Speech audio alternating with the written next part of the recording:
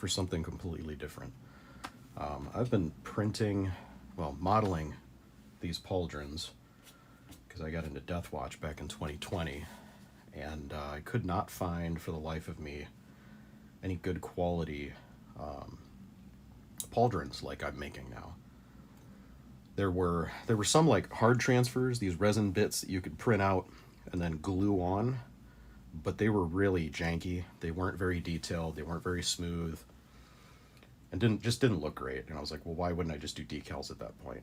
And I really hated decals. I wasn't great at doing those. So I basically put myself on a mission to model every single Loyalist chapter on the Warhammer 40k wikis, except for homebrews. Like I've done a few homebrews for people, but I basically started with the main 9. And just to show you real quick what the start of this project is looking like. Ugh, okay. I've got a shadow box. And I'm going to have the main 9 chapters. The Blood Angels, Dark Angels, Imperial Fists, Iron Hands, Raven Guard, Salamanders, Space Wolves, Ultramarines, and White Scars. And then going down the box, which is going to be backlit, well, side lit with LEDs, I'm going to have all of the successor chapters going down from there. So my goal is to paint all 230 plus chapters that I've modeled since 2020. And this is the next set that I'm doing right here. So we're starting out with Angels Vermilion, which is a nice deep red, black, and white color combo, kind of like Blood Angels, which is their parent chapter, I believe. So my thought process behind this is red is going to pop better on white. So depending on the color of the pauldron, I'm either priming white to make it easier on myself, or I'm priming black. If the pauldron is primarily dark colors, I'm probably going to prime black. If it is primarily bright, vibrant colors, I'm priming white. Especially if there's lots of white, like the Black Templar's pauldron. Even though it's kind of an off-white, dirty, like I'm probably going to use Screaming Skull in thin layers, diluted a bit, to get that kind of dirty look. But like Crimson Fists, that is going to be super, super blue and bright red. So I didn't want to have to do a ton of layers over black to get it to brighten up. Then Deathwing, that is red and white, but again, it's like a dirty, kind of sandy whitish color, because they are always running Terminator armor on derelict spaceships, Space Hulks, and just getting filthy. Blood Ravens, again, another tan, red, some black. And then Lamenters, I made it easier on myself. Rather than have to freehand the checker pattern, I actually 3D modeled that in. So that'll make that a lot easier. And then Exorcists, this guy.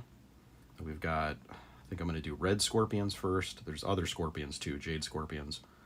Mortifactors, the skull. Sons of Medusa, although there's other chapters that have this exact same chapter icon with like the spiky starburst surrounding the skull. Size of the Emperor. And then we have Wolf Spear and the Great Wolf, which is one of the great companies of the Space Wolves. It's actually basically the chapter master, his company. I think that's who it is. Like Grimnar, I can't remember which one. I'm not a huge lore freak for Space Wolves, but I do like their chapter. All right, that's somebody dropping a package off. So let's get started. I don't think I'm going to be able to finish all of these because this is going to take a while, but try to get through as much as I can. Not trying to be like super perfect with the paint. And I transferred all my Citadel paints into these Pro Acryl bottles, and I like this so much better. I really hate the paint pots. This lets me take just a teeny tiny little bit of red. I'm gonna put it here because that's where I had it previously. And then I put like a tiny bit of red on the top, so that when I'm looking at it on these paint racks that I've made, you can see the paint racks, I can see the actual color on the cap. I might actually prime them white and then put the paint over it, but it's handy. All right, so the whole pauldron is red. All of this is red. The blood drop is going to be red. The skull has to remain white though, and it's super tiny. So I'm going to do my best to keep the red off of the skull. So I'm going to use a little razor blade. It looks like there's white primer tends to be a little grainy. Like a teeny tiny little bit of something right there. All right, good enough. All right. Slide that over so I can brace myself better. Start with the outer rim.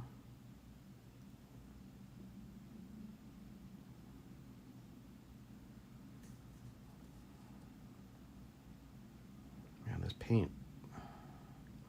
Though I'm not a huge fan of Citadel and I've basically switched to Pro Acryl, I'm just wanting to use up all of my Citadel paints for this project. The reds actually go on really nicely. This is Mephiston red. It's a nice, true, vibrant red. And the wings are going to be black, so I'm not too worried about getting red on those.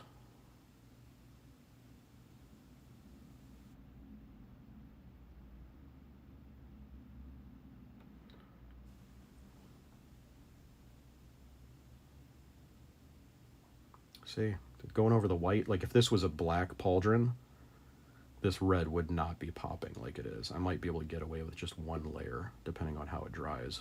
Sometimes you can see the brush strokes really well. I don't want that.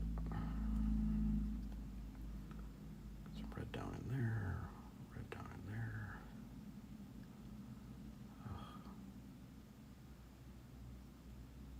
Oh, Jesus, around that skull. Whew.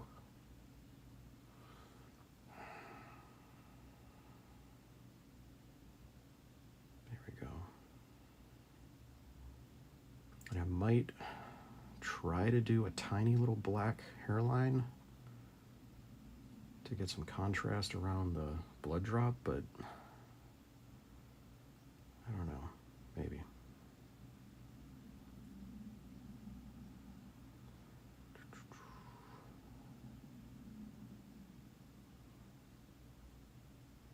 Just realized I should probably bring up the chat. This is my first time using my phone.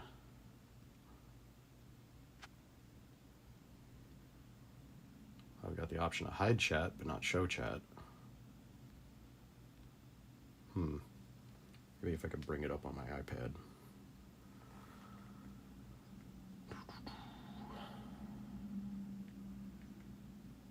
Here's Twitch.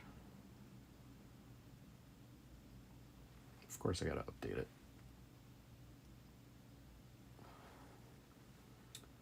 Well, while that's doing its thing, get the rest of this red.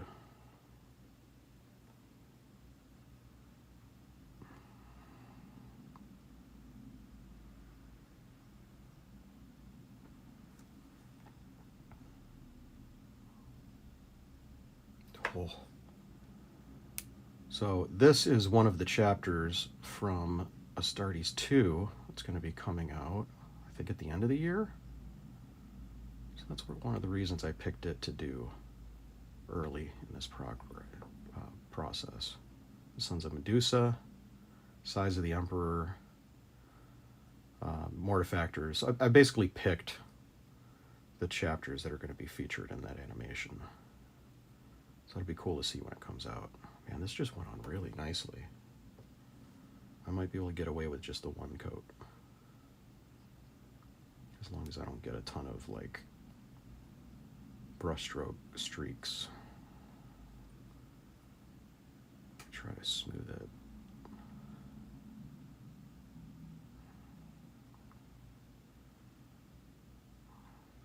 All right. Yeah, not bad.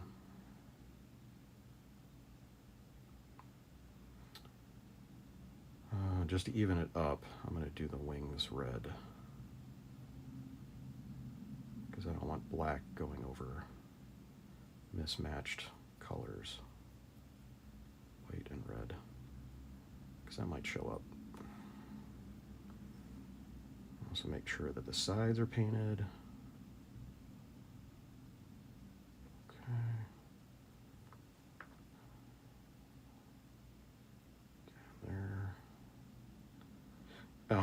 And these pauldrons are actually scaled up to 200%. So they're 20 millimeter wide, whereas normal Space Marine pauldrons for the models are about 10 millimeters.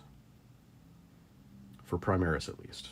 Gravis, the new Terminators, and others are bigger. So these are 2x scale. All right. So I'm going to set that aside, let it dry. I'm not going to rush. Piece of paper to clean my brush off between colors. Okay, so next up we've got Black Templars. So I've got my iPad up here. I'm looking at the colors. It's got a black rim. So I'm going to use Corvus Black.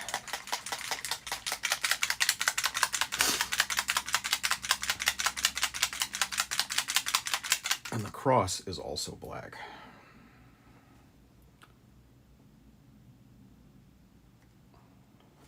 We'll see how that turns out.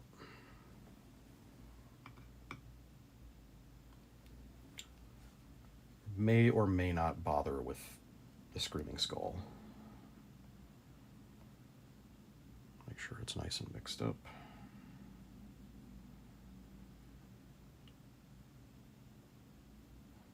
That was way too much. All right. Okay. You know what? Let's do the cross first because I don't want to accidentally touch the rim.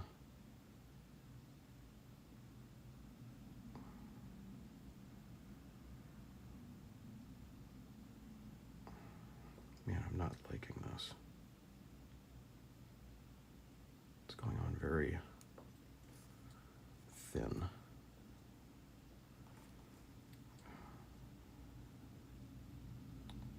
And half the battle of painting is like getting the right angle.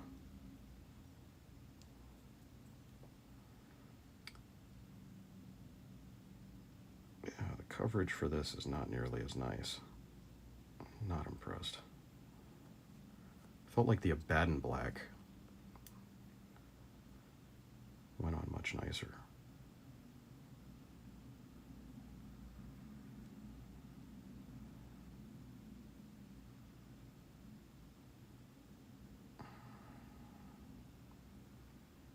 Yeah, not really digging that.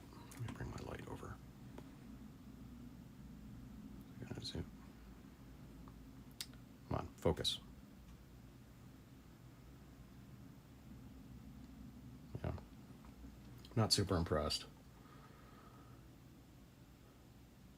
See if Twitch is updated yet.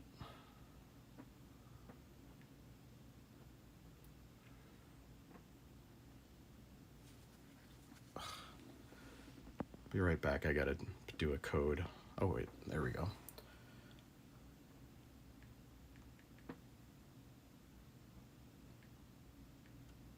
I hate that. I wish you could like permanently authorize a device. Sure.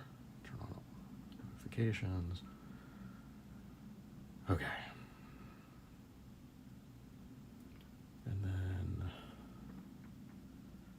Go to High Profile, Stream Manager. Okay, now I can see the chat. Herp derp.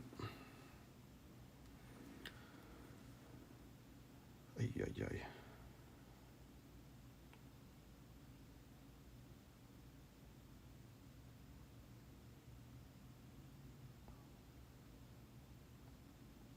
God, this is so... Even though it's scaled up, like, this is still so fiddly.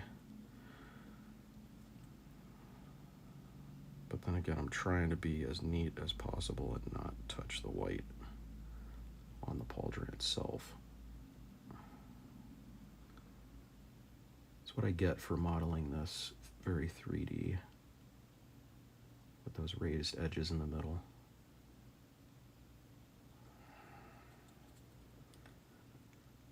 But it looks cool. It's like the actual, you know, Games Workshop style ones. At least the fancy ones.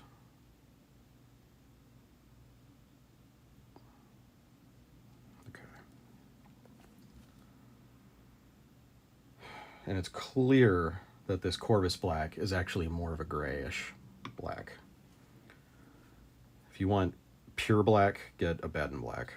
It's one of the things that annoys me about the Citadel paints and why I'm just going to try to use them up. And then once they're used up, I'll be using Pro Acryl and I'll be mixing like a sane person. Well, like an artist.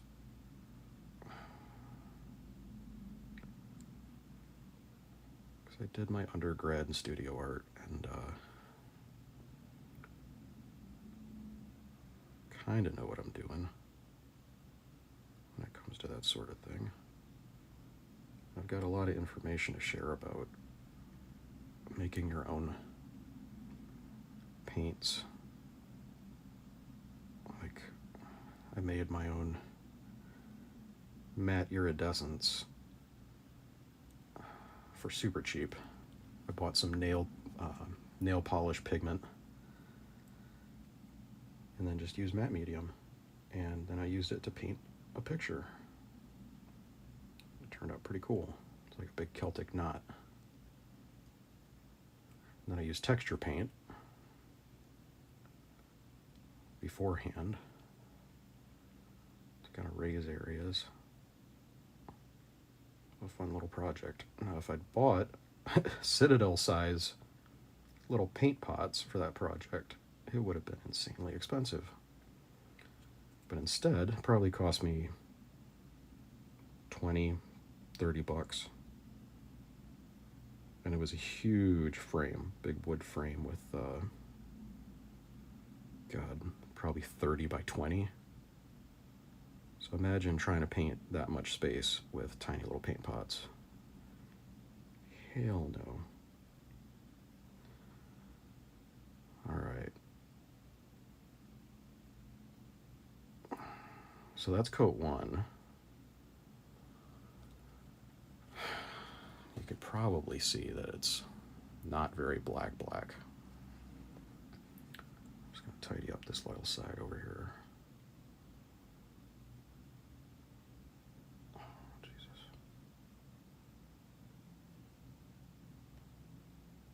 I'm glad I didn't have a second energy drink today.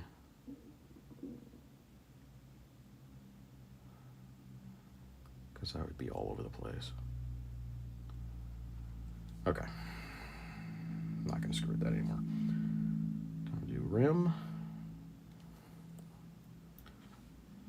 And doing the rim, like, especially on the Space Marine size ones, is such a pain. You need such a tiny little brush. But this is not as bad. But I still, on the first set that I did, I had to go back and forth a bit on some of them.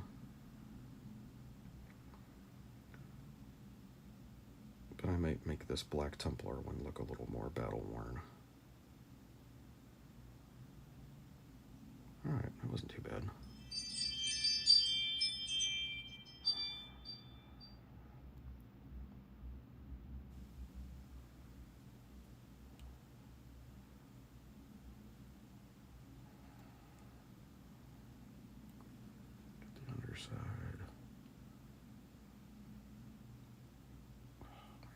shaking. I did not sleep much last night.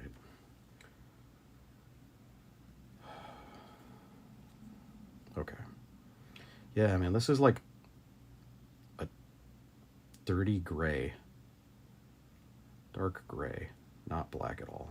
They shouldn't even call it Corvus black. They should call it Corvus gray. Because it does not look black.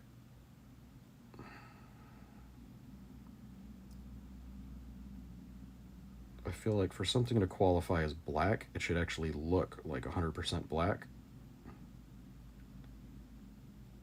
And then anything else should be shades of gray. I mean, you can have variations in black with like satin, matte, and gloss.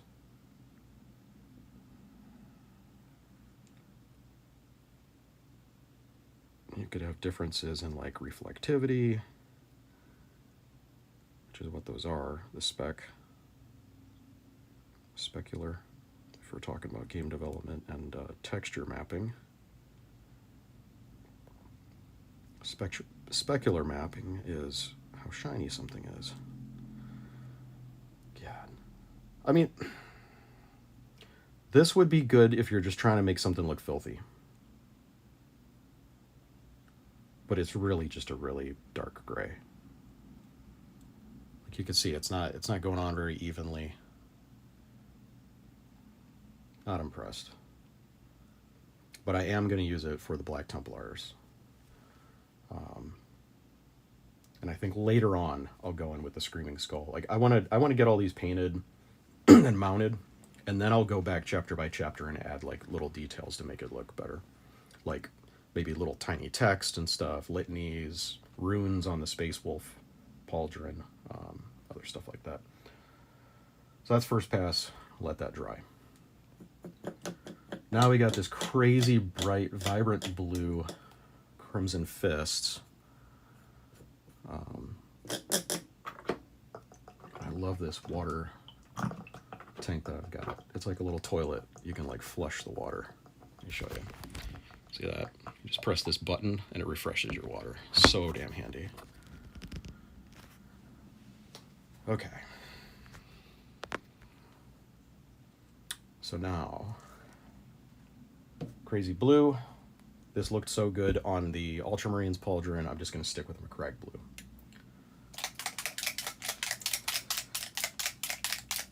Got this, this is probably the best Vortex mixer I've found. It is fantastic. Has a clamp, and you can turn the dial up and down.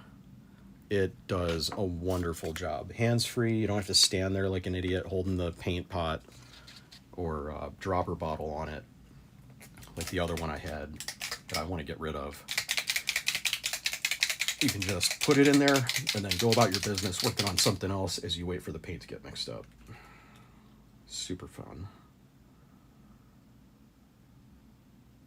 That's probably plenty. Doesn't take a lot of paint to cover these. Okay, brush.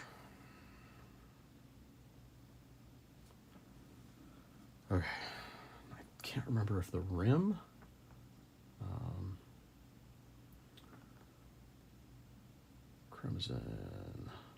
Crimson Fist. Okay, so the whole thing's blue. Only the ring and the fist get red. God, so I gotta get in here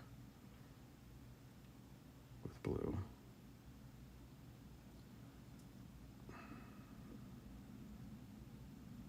Finicky fiddly.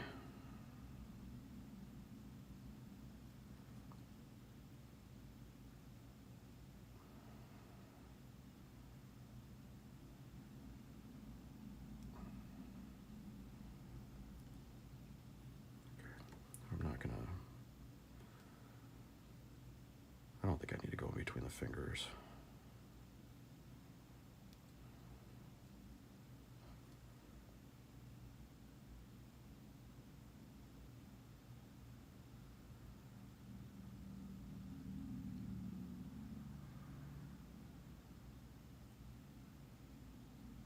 Okay, by the time I finish the pauldron, that'll probably be dry, so I can go back in and do a little back and forth. This paint you want to do with Macragge Blue, probably want to do 2 coats because the brush strokes do show pretty strongly on white. Might not be as bad on black, but definitely over white.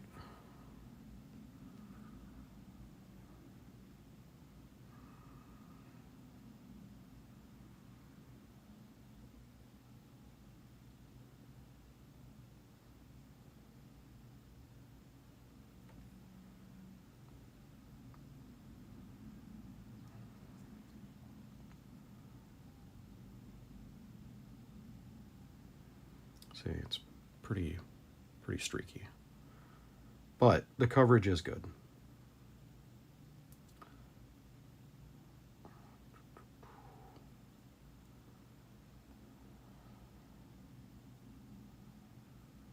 I think I should turn some music on. This is way too quiet. Usually I've got some drum and bass or jungle or something I'm jamming out to. There we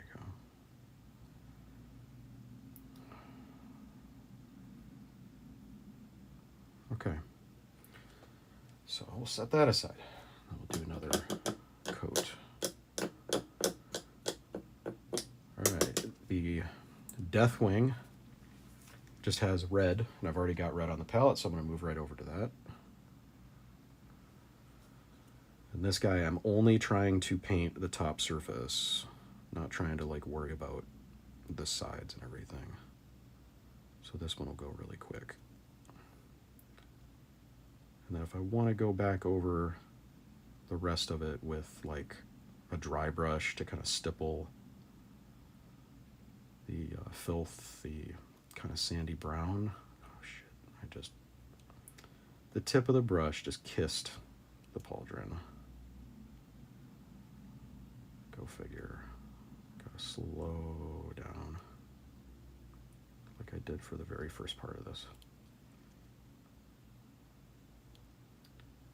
It's all right. They're just tiny little spots. Tip there. This is gonna take 2 coats. Damn, man. Touched a few different times. Looks like I am gonna have to touch up with white. If I was using a smaller brush, it wouldn't be flicking and kissing the pauldron like that. Yeah, 2 coats.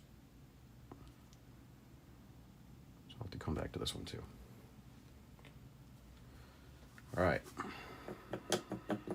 So I think what I'll do is do the touch-up with a tiny busted up brush and then just stipple the Screaming Skull on to hide those little mistakes that I made. Okay, Blood Ravens. Go back to B. Blood Ravens. Black bird with a red gem. This one I want super black, so I'm going to switch to a bed. This guy over. And whiskey bottle corks that I've collected over the last, I don't even know how many years, like decade. Super handy. I like to keep ones that are very wide and stable. And actually when I go and like try new stuff, I look for that. It kind of informs my decision of like, well, that looks like an interesting brand. I think I'll try that. So this one I actually like experimented with and laser etched the Inquisition logo onto. All right.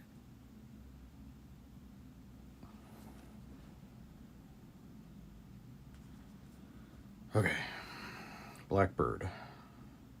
And try not to touch the gem. Because it'll be a lot easier to just do like a technical contrast or something over that to get it nice and red. Which might be what I do. Could probably use like Blood Ravens red or something.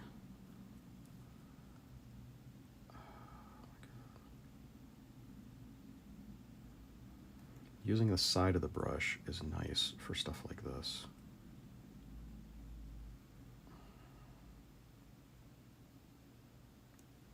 So that's less likely to do that flicking crap.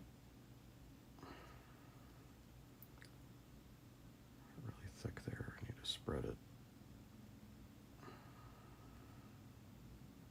This is going to take 2 coats. Okay, don't touch it too much, just move on.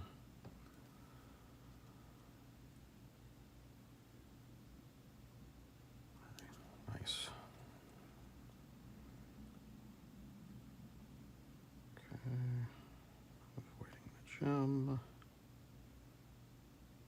Okay.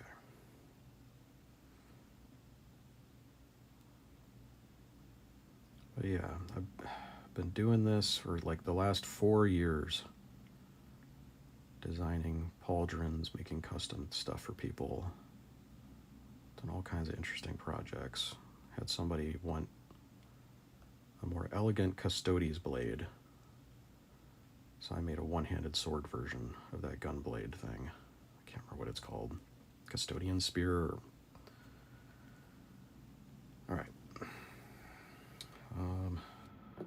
I think I'm going to come in with the red right now. While I'm here.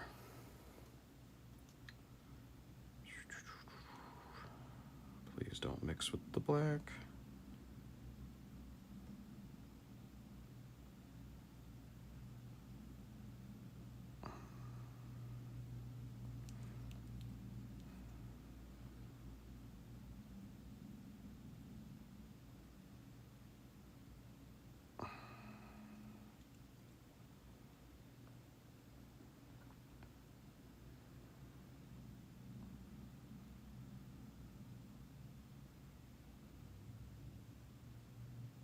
Oh, good. Okay. Got it. The gem looks a little fat, but when I do my next black, I'll just touch in with that. Okay. Let that dry. Okay. Let's attack this stupid checkerboard pattern, man. Yeah, I saw your message now. That's actually Blood Ravens. So let me run through these. I gave the introductions at the start of the stream, but the first one is Angel's Vermilion. This one is going to be featured in the Astartes 2 animation. This is one of the chapters. So we got Angel's Vermilion. We've got Mortifactors is another one of those chapters. We also have Scythes of the Emperor, and Sons of Medusa. So I decided to include all those. And then, obviously, Black Templars, Crimson Fists, Deathwing, Exorcists, Red Scorpions, and I did the Great Wolf, which is like the main great company of the Space Wolves, and then also Wolf Spear, which is the only successor chapter of the Space Wolves that has iconography that I know of. There's supposedly one other chapter, but I haven't seen any art. They've just been mentioned in lore somewhere, but there's no art, so that's kind of frustrating. But I've modeled, like, I think I'm up to 237 or 238 of these chapter pauldrons that I've made so far, and these are scaled up double size. So if you look at a normal pauldron, here's like one of the sprues that I do for Death Watch, you can see how much bigger that is. And then I'm going to be mounting it in a shadow box. So you'll have like the main chapters at the top, and then all of the successors will be down below that, and then unknowns will be at the bottom. So this guy's going to be I think I'm going to do the checker pattern first. Make it nice and black, and hope to God that I don't get it in the white areas. And I'm going to do it on the raised areas. So the lower areas will be white, the raised areas will be black. I think that'll make it easier on me. All right. People always complain about painting Lamenter's checker patterns. Oh my god. I'm definitely gonna have to come back and do some touch up. Oh, Chaos Marines, yeah. I've done a few. I think I did not Word Bearers, World Eaters for somebody. They wanted a 30k World Eaters Pauldron set. So I modeled that up real quick.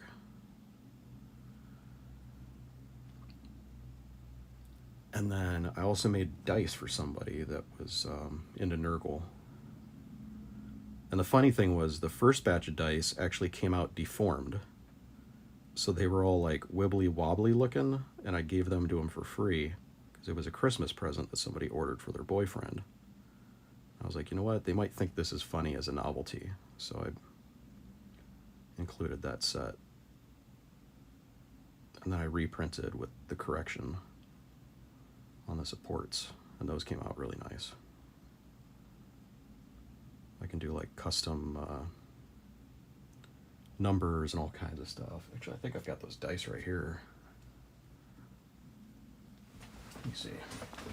Yeah.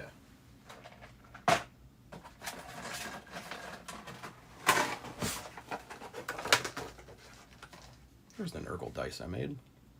So Nurgle on one side, custom numbers, and then I had like a skull outline. These are the imperfect ones that didn't come out so great. The ones that I mailed out were more like this. Nice and clean. And then I polished the hell out of them so that you could like see straight through the dice. You can kind of see that. And then I also came up with a few other designs. These are the Inquisition dice that I make. They have the actual Gothic numbers on them. On the bottom side's a skull. So that's a 6. That's a 1. And then I also figured out how to laser etch dice. So these come out a lot faster. I don't have to polish them. This is Ordo Assassinorum icon, but yeah. I like making stuff. Always got projects, and my room is actually a mess, so I need to do some cleanup before I do a grand tour of that. Alright.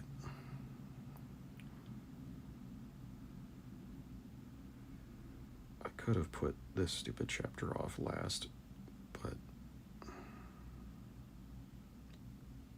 suppose it's entertaining to watch somebody make a bunch of screw-ups and they have to go back and forth with white and black.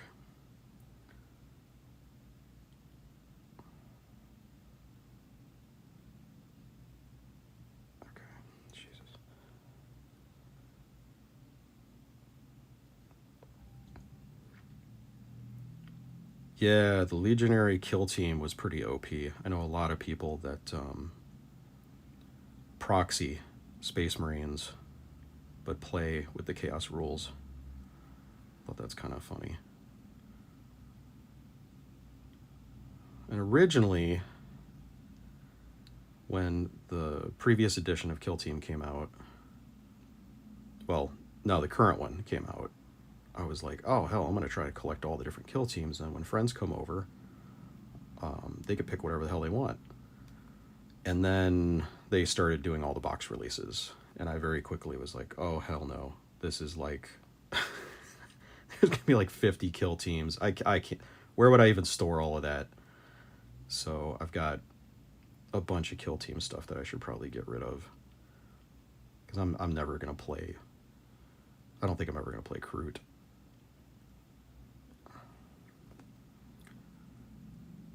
I was collecting for a while, but I gave up on it. I'm just focusing on Inquisition and Space Marines, Death Watch specifically. I basically do all of the Ordos. Ordo Xenos, Death Watch.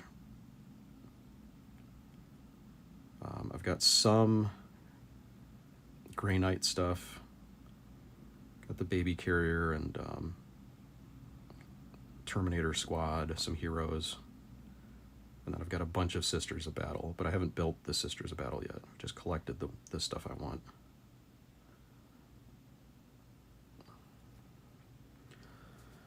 Oh man, I think I've built... Okay, so I've got the old Custodes kill team, the old Intercession squad before they switched out to Angels of Death or whatever it was. I built the Gene Stealer cults, all of the options for them. I built all of the options for Tyranids, because Tyranids is basically my only Xenos team that I am interested in. Because that goes back to Space Hulk. Space Hulk's really what got me into 40K. And what else have I built? I'm looking at my rack over here. I got the Euclidean Star Striders, the Guard, the... God, what are the guys with the funky helmets? The elite guys that are basically the Inquisitorial Stormtroopers. And I'm trying to think what else. Yeah, those are the main ones that I built, but I'm sure there's others that I put together. I know I've got a bunch of stuff that's on sprue waiting to be built, but I'm probably just going to sell it or see if my kids are interested in building like an orc team or something, because they really enjoyed going to the hobby store and rolling dice, setting up the terrain and stuff. My little guy actually is into Battletech, which is what I played back in the 80s with my older brother. The hilarious thing was, when he got into it, I was like, okay, well, I'm going to buy you some mechs, and you tell me what is your favorite mech out of all of these that I'm showing you. And of course, he picked the Mad Cat, the exact same Mad Cat that's like, Tempestus Scions. Those are the guys that I built. I really like the way they look. That's... My soldier in Darktide basically has the Tempestus Scion helmet.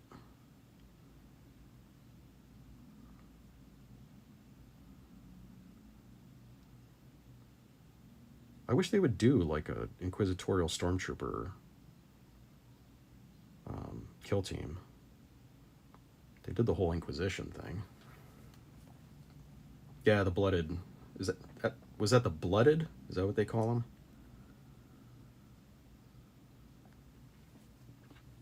Do the red. I think this is red and yellow. Lamenters. Scroll down to L. Okay, yellow rim inside the circle. Okay, so I need to do the outside of this rim in black. That makes it a little easier on me.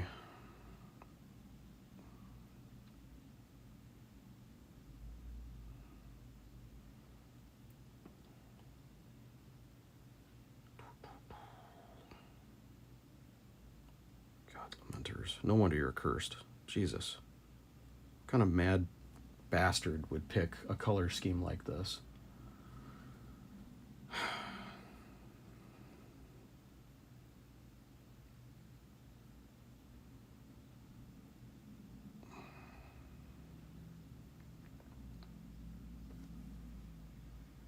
Like, who picks Space Marine chapter iconography? Is it the person that gets assigned to lead, or what?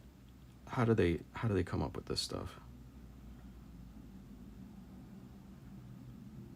I mean, they've got to have one of the goofiest, most complex chapter insignias known to man.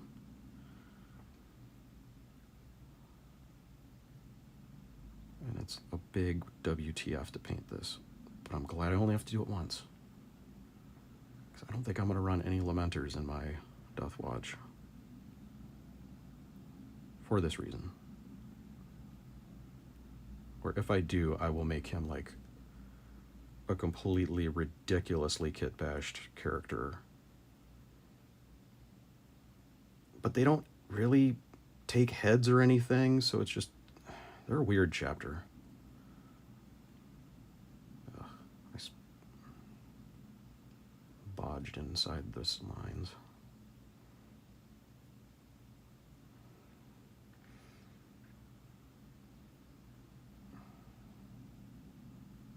It's not too bad though.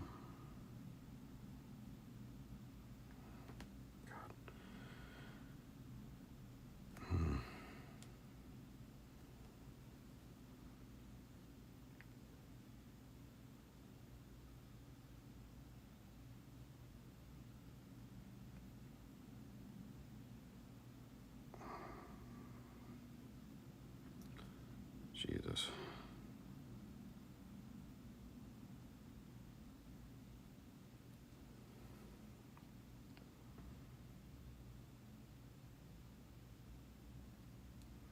Depth perception matters a lot.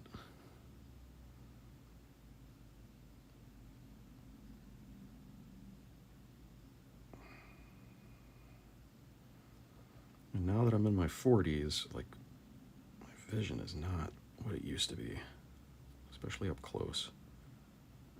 I find myself doing that old man thing where you like hold stuff away from your face. I was hoping I would never have to do that. All right. I can do the red for the heart.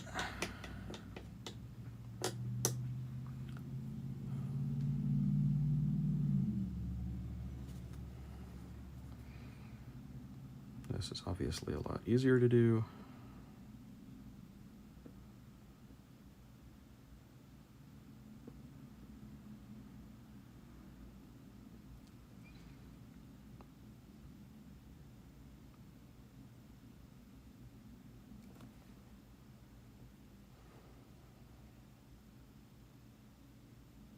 I love this red. Goes on nice and smooth. Pretty good coverage.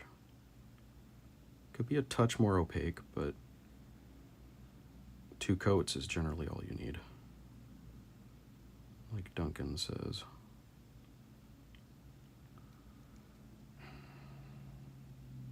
That's another paint range I need to play with. I backed the whole Duncan Rhodes line of 2 thin coats paints. At least I think wave 1 and 2. I got in on wave 2 and got the racks and stuff. Ugh. I'm gonna have to come back to this and do more touch up on the black because it's just not dark enough.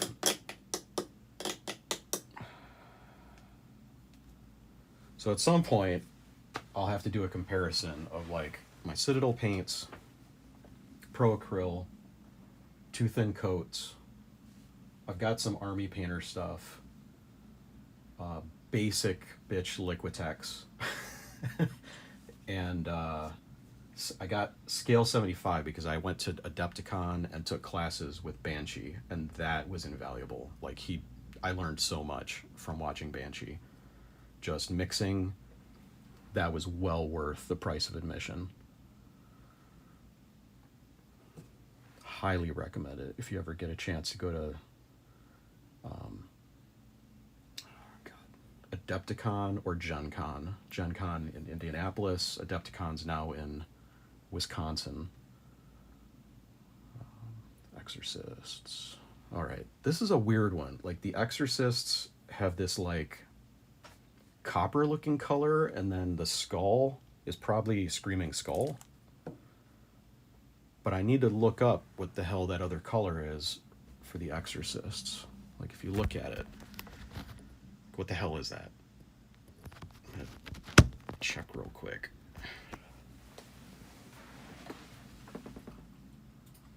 Luckily I got my computer right behind me.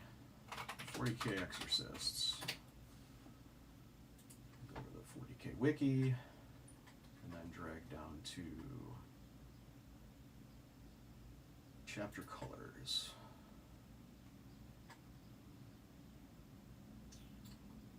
And see on the wiki, it looks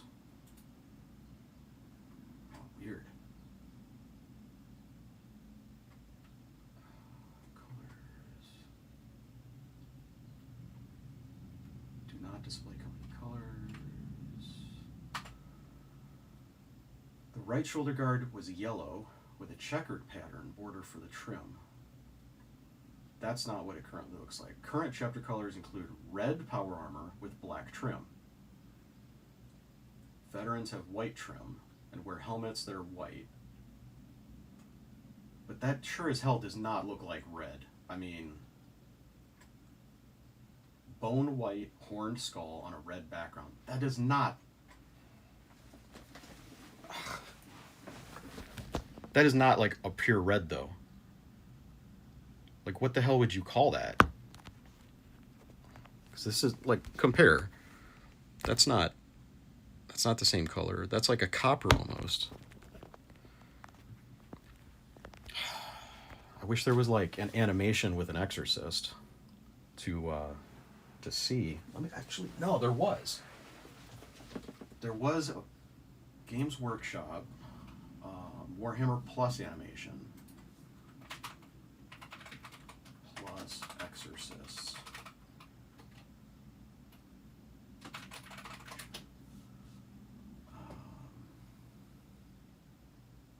You know what? Arbiter Ian. He would probably be the best video to look up for this. Hi gang, the popular image of Space Marines in Warhammer 40k is that of the noble, heroic defender. Codex compliant chapter. Okay. So, on his, it looks like a deeper red. But it's still not like Blood Angel's red. The exorcists work hard to maintain their prestigious image as glorious defenders of the Imperium, and any rumors of dark magic, strange rituals, and demonic possession are, of course, one ever found out the real reason for their characteristic meditative calm, known as the Dark Founding. Okay. But then he's got a 2-minute mark. There is a... I don't know what book this is from, but that is a pretty nice read. So, all right. I think what I'm going to do is mix in some Retributor armor with Mephiston red to get closer to that color. This will be interesting little experiment. So we got our Mephiston red. I'm just going to do a tiny dab of that.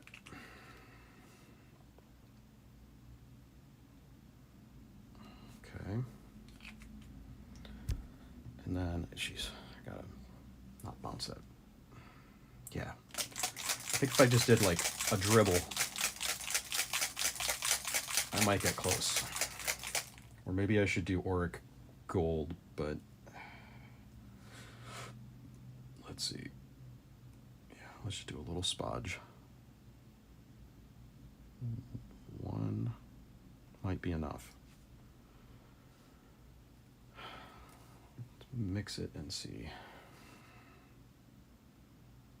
Maybe not. I think this red might just eat that right up. Yeah. All right. Let's put this on there. And we'll mix these two together.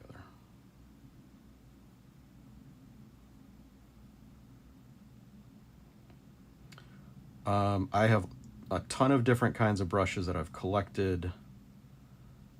I'm holding out to use my really expensive ones on my favorite models, but these are from a Kickstarter. Let me see if I can find the bag that they came in.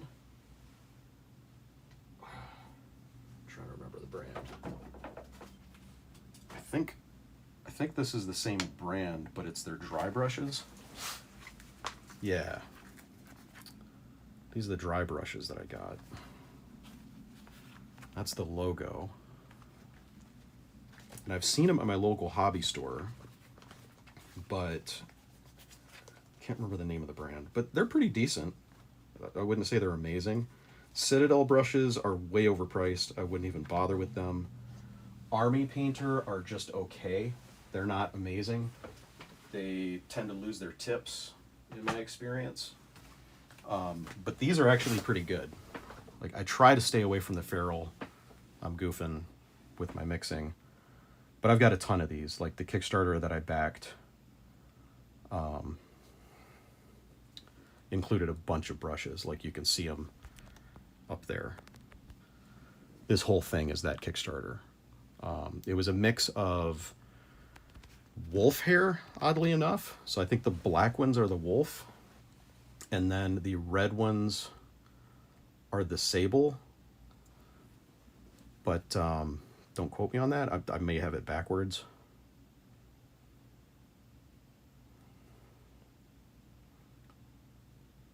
This actually might be a little too copper, and I might have to go back over it with some thinned red. But it looks like the wiki image. So this might be a good base coat. I just don't want it to look straight up brown.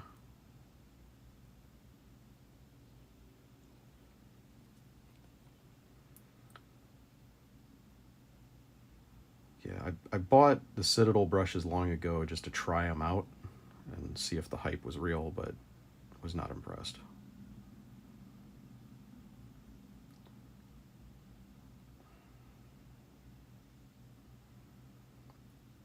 And then I do have a set of Artist Opus that I got at Adepticon on a discount. Those are the ones that I'm going to hold out and save for like special projects. But if they hold up, I may just like exclusively use Artist Opus, because the guys that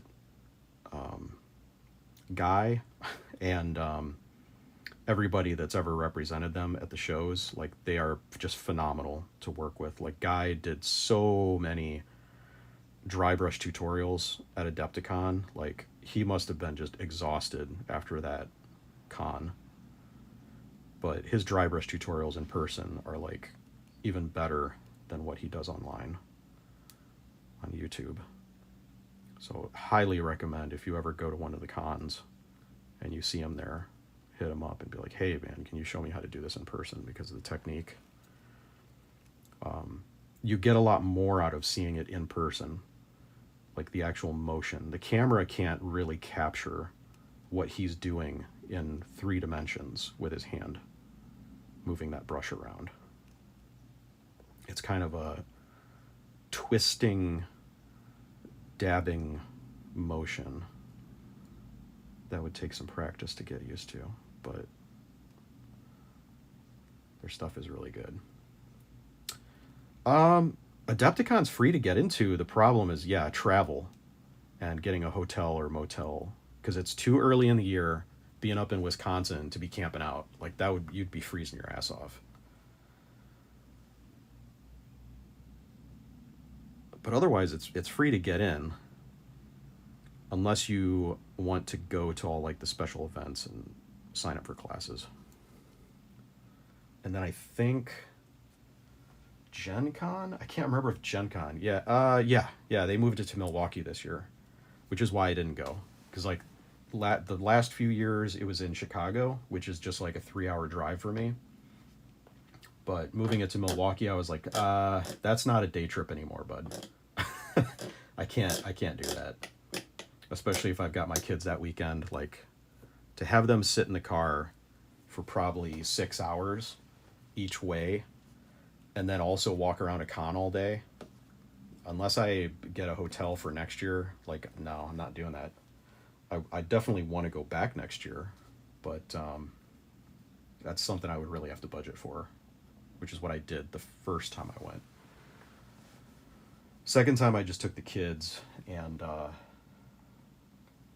went and stayed I think we stayed one night because I had to change my reservations. Okay, so I need to get this color. That's pretty close. I mean, if you look at that, I'd say that's pretty close. Could be a little darker. Maybe mix a little bit more red in for the second coat, but that turned out pretty well. All right. Now we've got red scorpions. So let's go down to them. Red Hunter's Red Scorpion. So Red Scorpion is a black pauldron, yellow trim. I got to do that white circle though, and then red over the scorpion. And the reason my icon is backwards is because this is all Death Watch pauldrons. So that's not a mistake. That's on purpose. So I'm thinking, I'm not sure if White Scar or Corax White is going to cover better, but I think I'm going to do Corax White. Yeah, this needs to be mixed up. I'll put it in my mixer.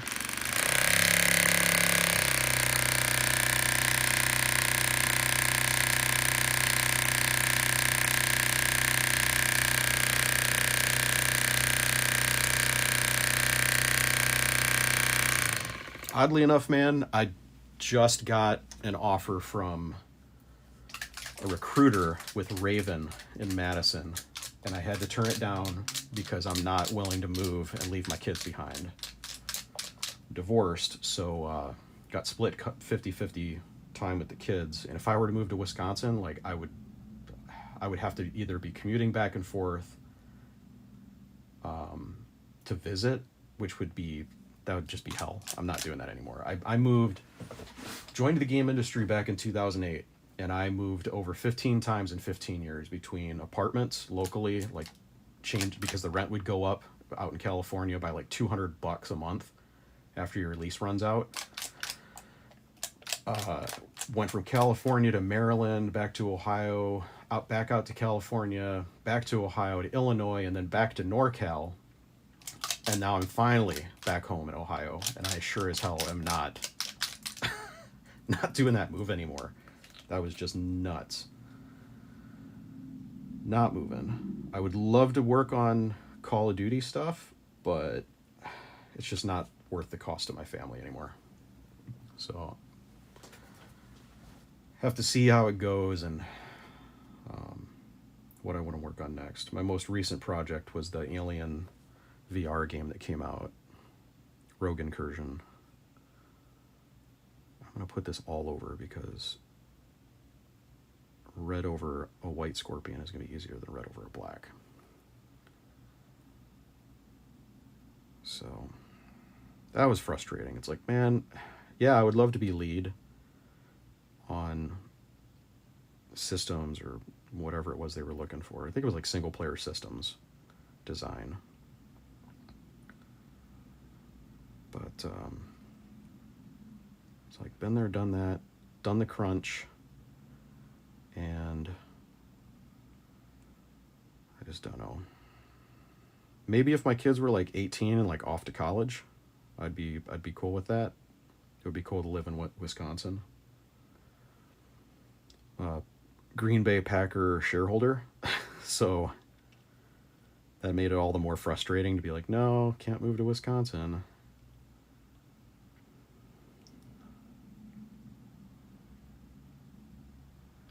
We'll see.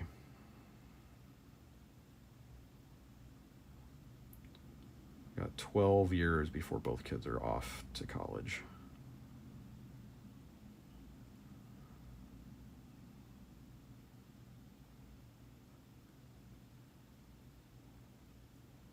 Started very late with kids. Kind of kicking myself wishing that we had had kids in our 20s, but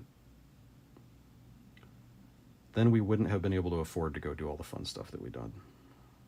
Like national parks trips and seeing all the things that we've seen.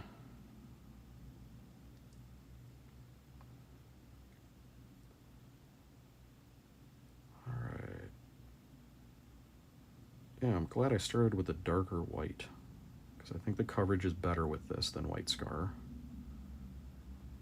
I've heard very mixed things about Citadel White.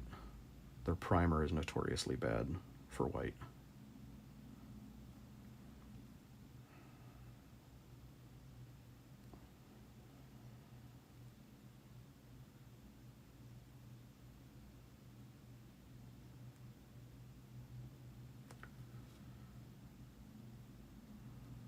So do you do any 30K or just 40K?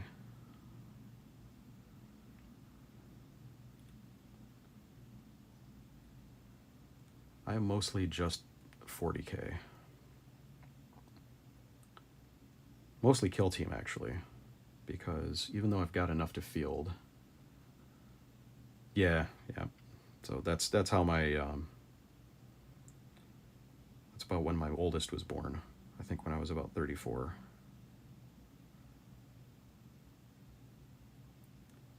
He's 10 now. It's nice to see him riding motorcycle. Well, dirt bike motorcycle, but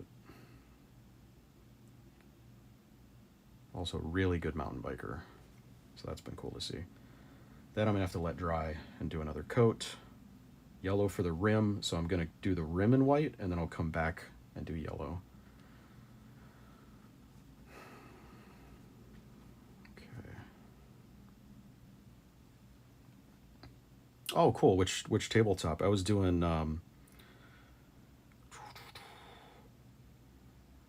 Dark Heresy, I think is what it was.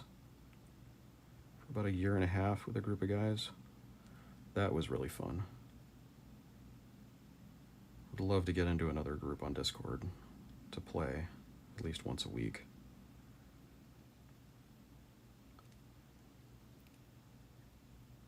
Played D&D back in the day, but not as much lately.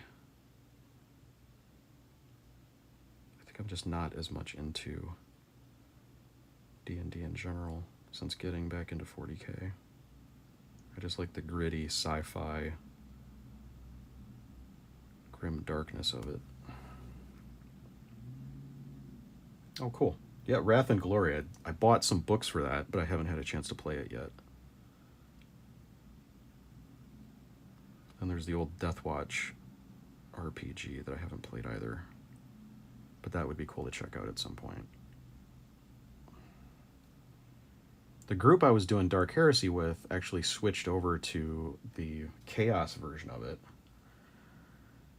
But at the time, I was just not feeling that. We were playing as an Inquisition team.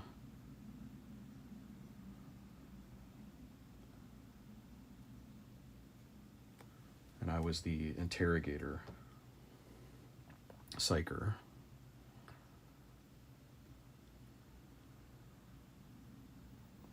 That kind of plays right into my whole hunting heresy thing.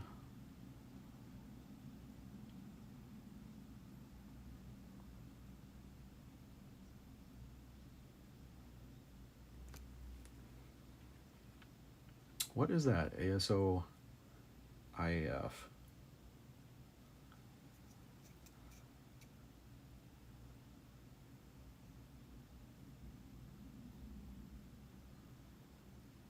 It's a lot to manage sometimes. And the D&D campaigns that I was on, it would take like it was an all-day thing. Oh, okay, Game of Thrones. Yeah, the guys that do Trapped Under Plastic, Ninjan, and Miniac, we're into that. I got to meet them at Adepticon after their podcast. Every year they do a live podcast episode at Adepticon. It was pretty cool. They were very drunk. Very, very drunk. But it was entertaining. Everybody had a good time. Good Q&A session.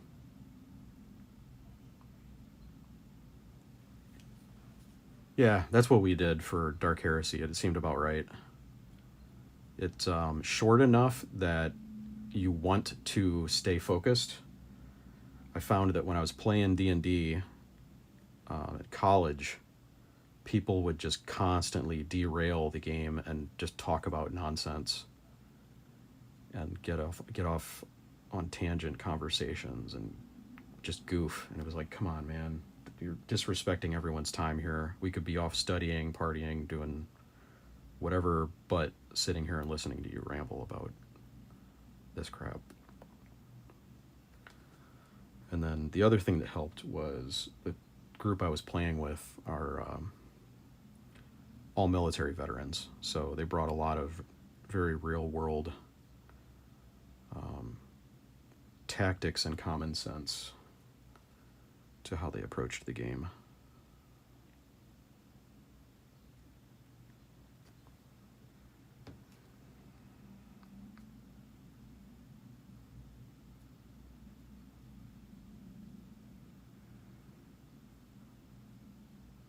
I would love to DM, but I just don't know if I can commit to that as a parent. It's a lot. Trying to grow my 3D printing business and do streaming and still have time for hobby projects is a bit much. All right, I'm going to set this aside, let it dry so I can do my second coat. Move on to Mortifactors, the Skull Takers.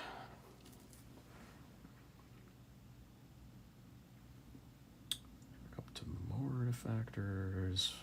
Okay. So we've got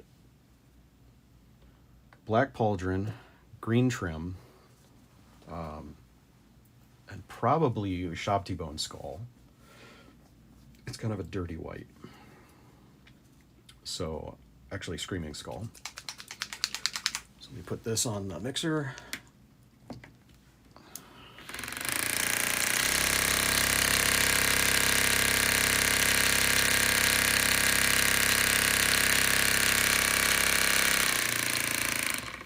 Love this thing. Makes mixing paint so much faster.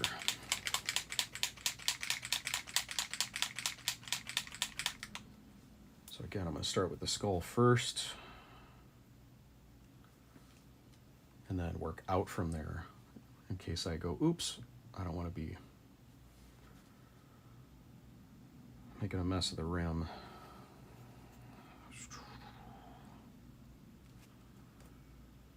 This is probably going to take 2 coats too.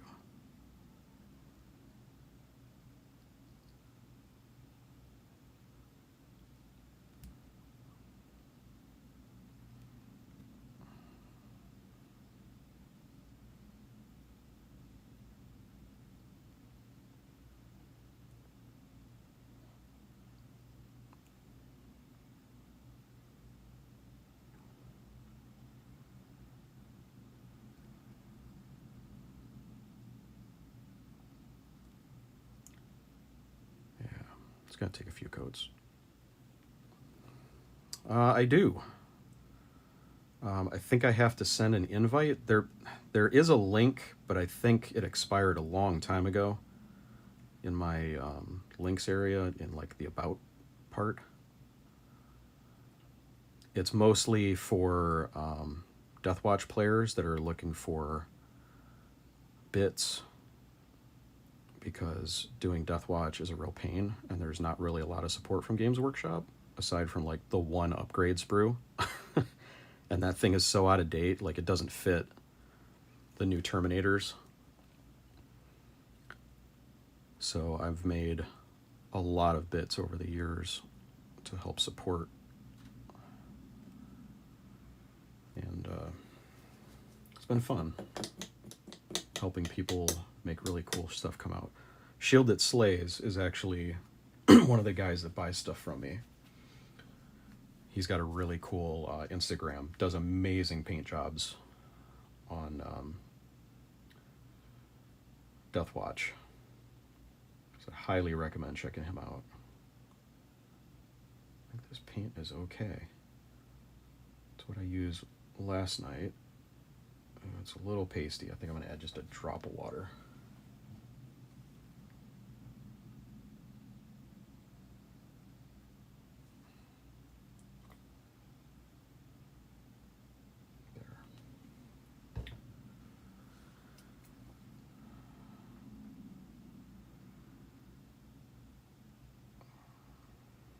Be all chunky.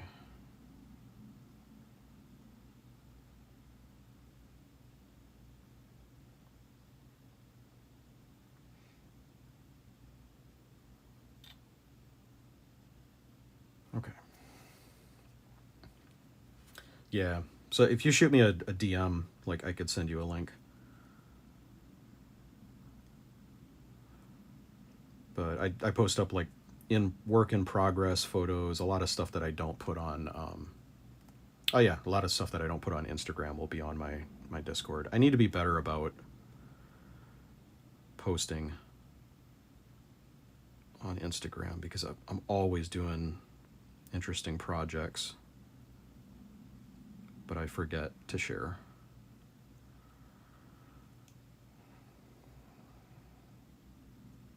So this project is probably going to force me to be more proactive and do a better job of keeping up with it. Okay, I'm going to do the inside.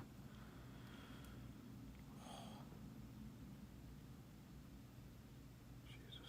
Yeah, and I've backed a bunch of Kickstarters and Patreons. Stuff like Eternal Pilgrims, in case you need any anything printed for like models for weapons and head options and all kinds of stuff.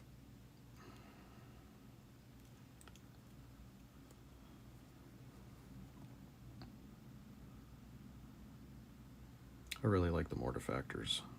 There was a really good 40K book novel. Can't remember the name of it off the top of my head, but it basically followed this one recruit across the course of his career. It's very gritty. Some of it reminded me of the Predator movie, the original Predator movie, because at one point they have to there's this creature that's hunting his squad and wiped out a ton of people. Like there were Space Marines accompanying guard on this planet, and I think it was like a lictor, one of the Tyranids that turns invisible and just wipes people out.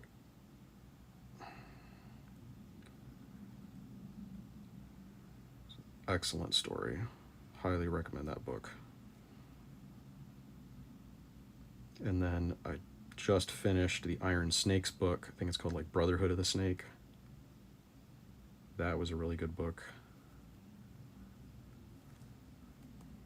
The Ordo Assassinorum book, Kingmaker, was really, really good. Basically about the Ordo Assassinorum, like a mixed team of assassins going in to a night world, and they're basically tasked with killing the monarch and navigating aristocratic society of this night world, like actual stompy knights, not night as in dark outside. Man, this green is turning out really nice. Oh, yeah, no problem. When I see that pop up, I'll do that.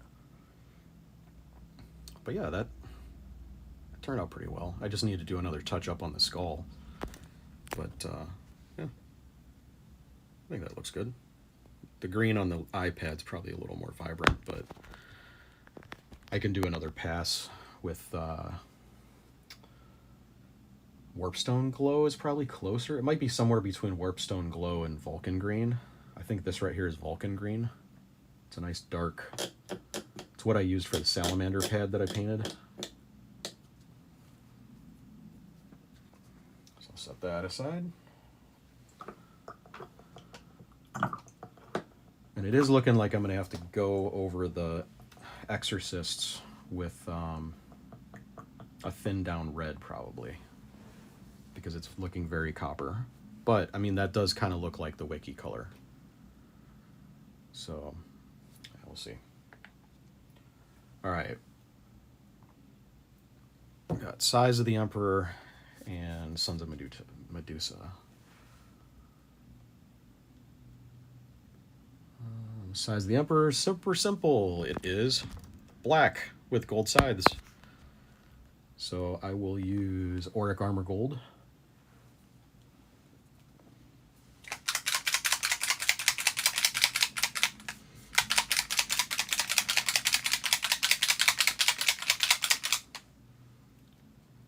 Oh, Jesus. That kind of coming at rocketing out.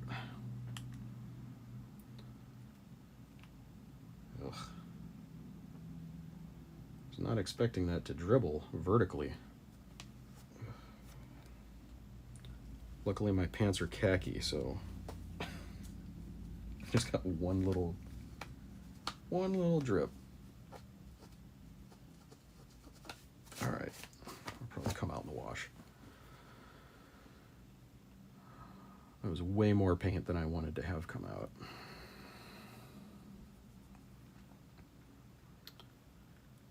Okay. I really like this. This is a really nice base. Like, probably the easiest one to hold so far.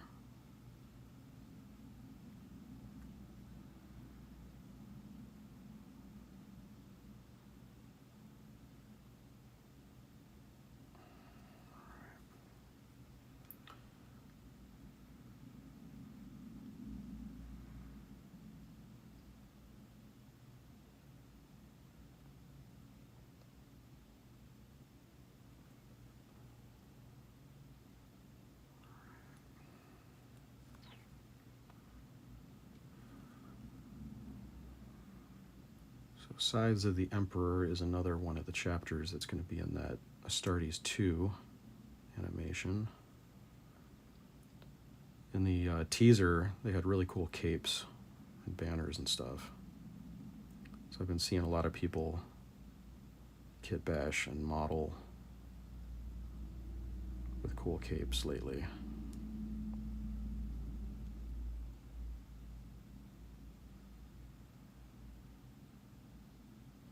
Kind of do like a dippling with the side of the brush to get the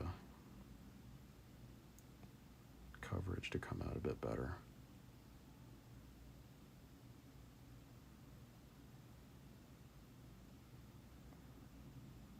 There we go. Oop.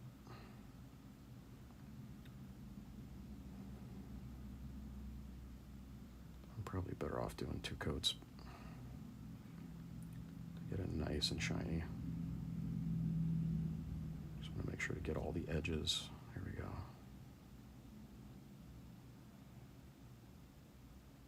Sometimes when your brush is still wet with water, the paint will want to recede and bead up because the surface tension of water is pretty high.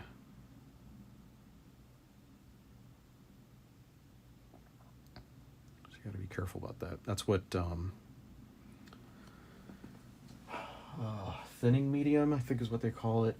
There's a bunch of different additives you can use to change the properties of your paint. All right, we'll spin it around. Switch to Sons of Medusa, which is a green pauldron with black, and then I just need white inside the circle and the eyes of the skull. So I've got my that's pretty bright white, so I'm going to switch to white scar. Oops, sorry.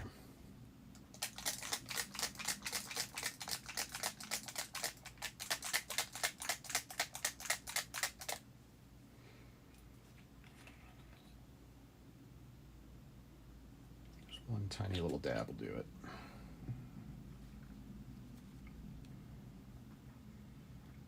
And then just touch up as needed. So it needs to go in the nose and the eyes.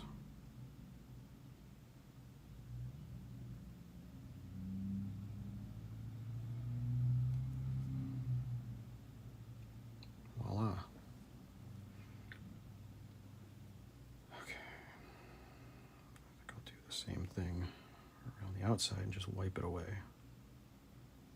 Don't worry about being too crazy neat.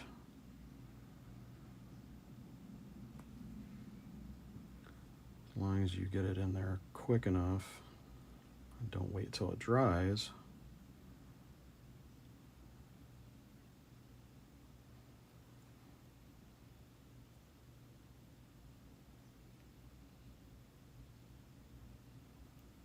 All right, not bad. Okay. Do just a little bit more.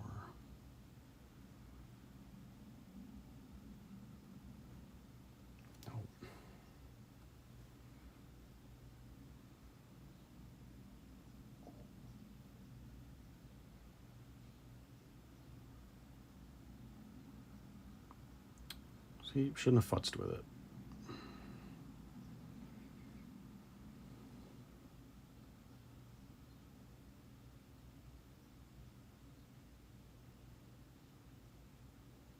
Okay. I think if I do a little bit more on the other side, I'll make it dark enough that I can do one coat.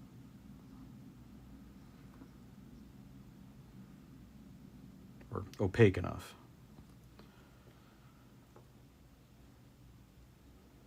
Maybe just a little bit more at the top.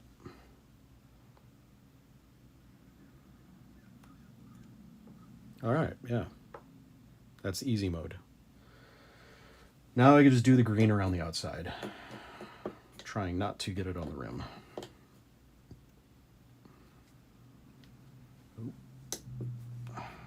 Okay. Now that is a nice dark green, but it's kind of a mix in between Caliban. If I do one little droplet of water.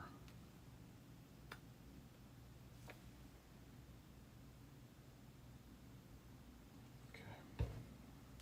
Probably restore this paint from last night. Probably be enough to get a pauldron done, right?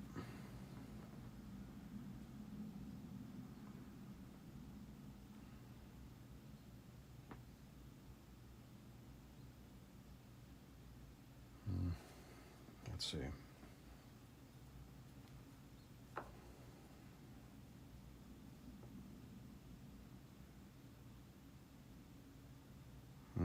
It's a little thin.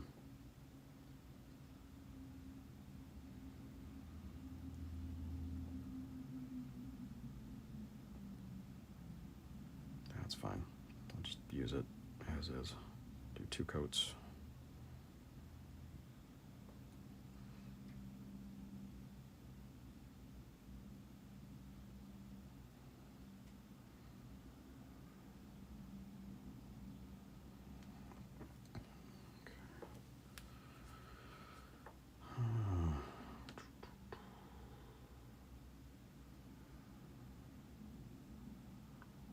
Tricky getting a good angle.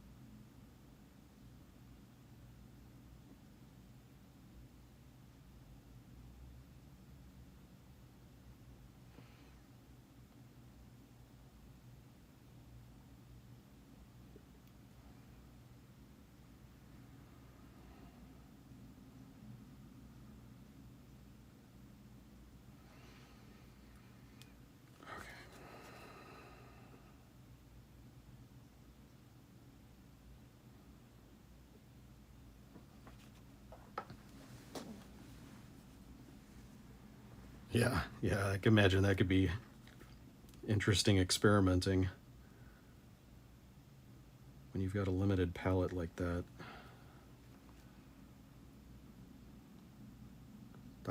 I prefer to mix. I don't like to just grab droppers off the shelf, but I figure for this project, I've got the Citadel paint, so I might as well just use them.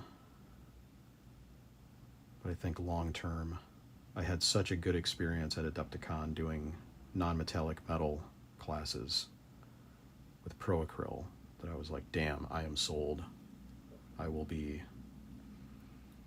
Pro Acryl for life now. They're between their dropper bottle design and the amount you get per dropper, and how smooth the paint is and the coverage. It's just the best that I've tried. Their price is pretty reasonable too, and it's an American-based company, so like they've got everything going for them, in my opinion. All right, that's good enough for now. Those two down, and then the last two, and then I can just focus on doing second pass stuff. But I think I'm going to come back and do the second pass stuff later, because I've been sitting here for over an hour. Okay, so Wolf Spear is all the way at the bottom. That is, God, I think black, silver, and red. Let me just double check. 40K Wolf Spear. Actually, that might be white. Not sure why my wiki picture that I downloaded looks like it's silver, but chapter back, chapter colors. Dull gray livery. Okay, chapter icon.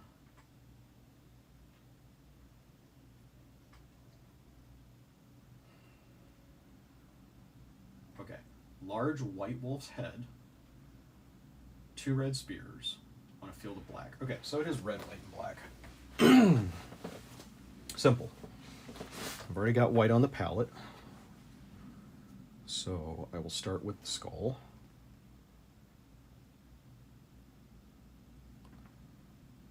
Not have too much on the brush. This one was fun to model. Like, I made it pretty 3D. Probably see it pop better once it's got paint on it.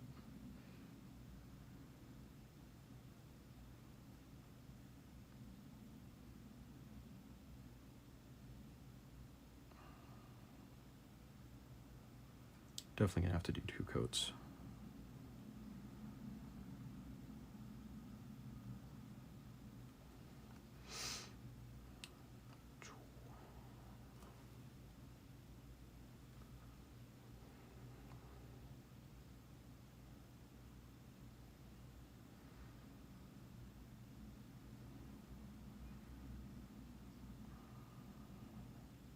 And I thought it was cool that Wolf Spear, they were one of the Primaris chapters that Guilliman, or Guilliman, whatever you want to pronounce his name, G-Man, brought with him, or had formed after he returned, and brought the Primaris with him. And the Space Wolves were basically like, you know what? That's fine, but everybody to call themselves a member of our lineage have to go through the same rites of passage as the Felka Fenris, which is the Space Wolves. They don't really call themselves Space Wolves. And Wolf Spear were down. So they go through the same home planet rites of passage for their inductees or acolytes as the rest of the Velko Fenris, which I think was really cool. And otherwise, the Space Wolves were very impressed with the ferocity. I think it was like they're a fleet-based chapter, but they are very pragmatic. I think it's because the Primaris come from like all the different chapters. So they have the pragmatism of like Ultramarines and the other primogenitor gene seed amongst their ranks. But the Space Wolves were so impressed with their ferocity and tactical prowess that they were totally fine with them existing. Whereas like the Flesh Terror flipped out and didn't want to adopt Primaris at all, even though they came in and mopped up when Baal was invaded. Which is another good book to read. The whole devastation of Baal.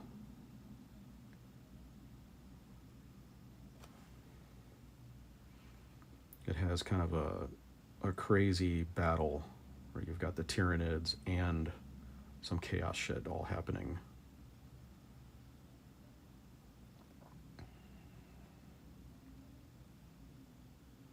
It gives you a really good idea of the Blood Angels and their successors, because like almost all of the successors answer the call for help and show up, and there's just so many Space Marines that get annihilated that it's a pretty wild read.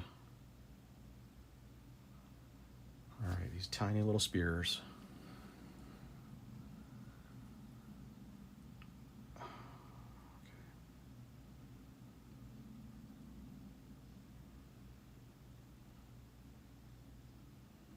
One spear.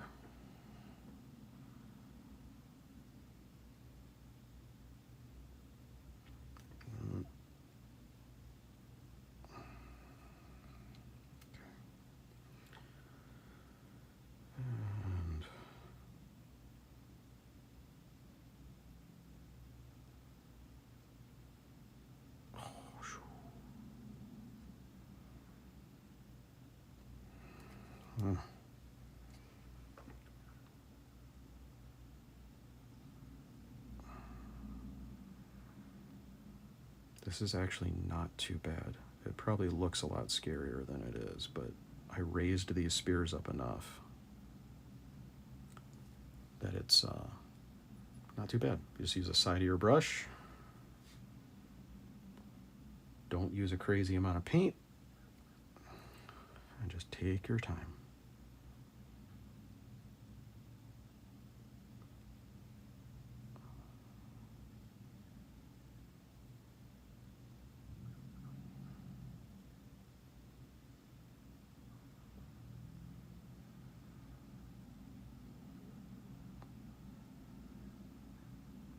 Just paint some happy spears. Happy spears. Stabby, stabby. Okay. And then the rim, I think, is also supposed to be white. No?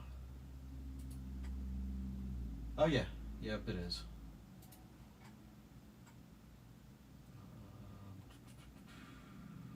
Yeah. It just, on the wiki, they make it look like it's silver. And I don't think it really matters unless it's different per company. But I don't see anything about the different companies. Let me check.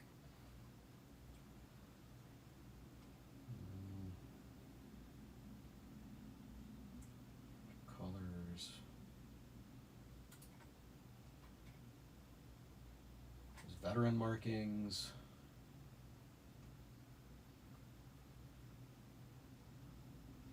Jarldom. Chapter badge.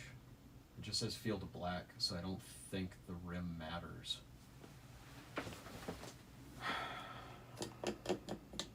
I mean, it would probably look cooler with a silver rim, because it definitely looks a little plain as is. Like, it's just black.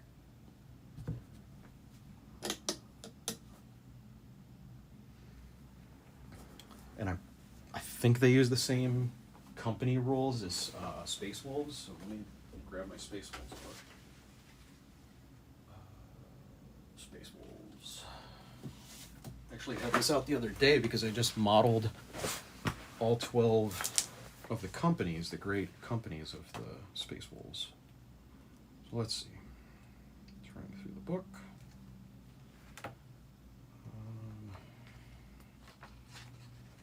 No, the Space Wolves do their rims different. You have different great companies. Like their rim is the same color as their body. Oh, so you know what? Maybe that's what the wiki was saying, was that their armor, with the exception of their backpack. Okay, here we go. So here's a picture of Wolfspear. So it looks like they've got the same kind of gray armor as Space Wolves, and it looks like the rim of that pauldron is the same color as the armor. So that's what I'll do. I will use rust gray. It's nice having these books on hand. I just wish they weren't so damn expensive, and I wish they would separate the rules from the books. Like, the book should just be online. No, the rules should just be on the app. So you pay the $5 a month or whatever, you get whatever the latest rules are. Base rules could be on the website, which they're doing a lot of that for Kill Team. Like, you can actually download cards now and print them out yourself. Actually, this paint might be able to be resurrected too. Yes. So I will just add a drip of water and salvage this over here.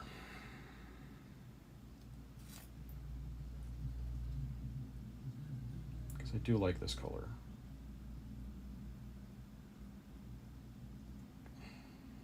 There. And these squeeze bottles are super handy. Like, if you're trying to just do droplets, it's not so great, but for like cleaning out a cup when you're airbrushing, for doing wet palette, it lets you squirt all around the edge and target where the water's going to soak into the sponge. So when your palette starts drying out, you can just do that. I definitely recommend getting those bottles.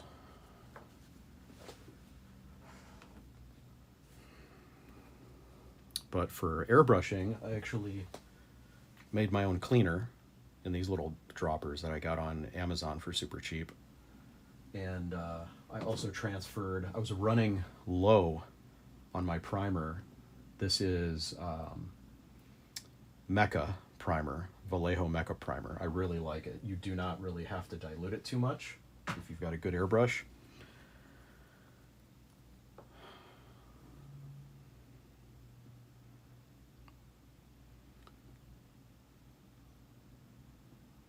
And sometimes they've got like those wonky bottles that have the flat cap, but then it has like the little nipple thing inside.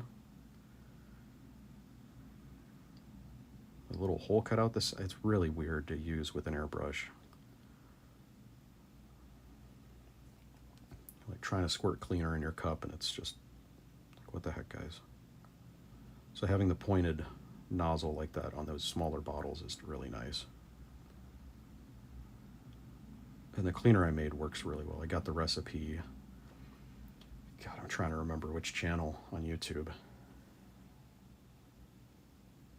It's a guy who does both hobby projects and painting, like canvas painting and stuff. He had a really good recipe. Very, very clean, easy to understand instructions too for how to mix, what the ratios and stuff were. So if I do a YouTube video talking about airbrushing, I'm definitely gonna give him a shout out. So he's got good information.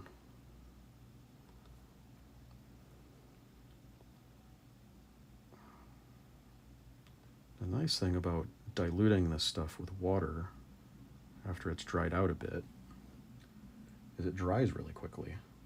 So you can just like go around to the pauldron and by the time you make one full circuit, that's too much. You can just keep going. Oh, it's a fiddly bit.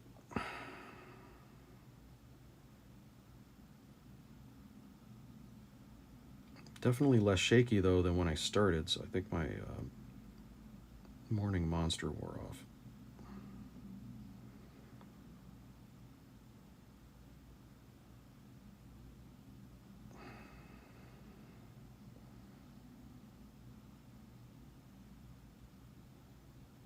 I'm staying up way too late doing Etsy stuff and projects and 3D modeling, and so I gotta get the kids off to bed and then go back to work.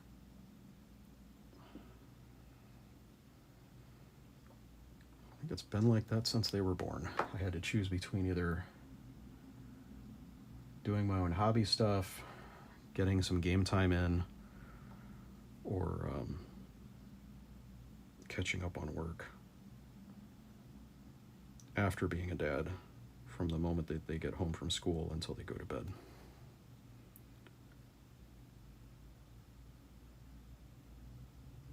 But I don't think I would have it any other way. It's going to be awesome when they are older. We can go on adventures, especially motorcycle trips. I got to do that with my dad before he passed, and it was a great time. Especially if they get to do like Deal's Gap and ride the canyons in California. I once did a motorcycle tour of Greece back when Triumph had the Triumph Rat Tours. And I highly recommend that. That trip was amazing.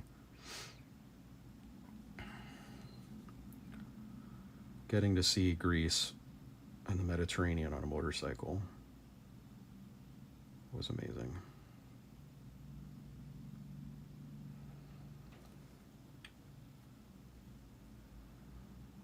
All right. I was worried that this would be a little too dark, but as it dries, it's brightening up.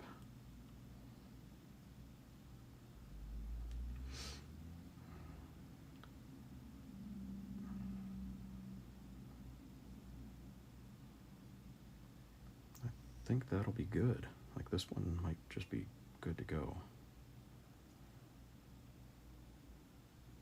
Yeah. Nice.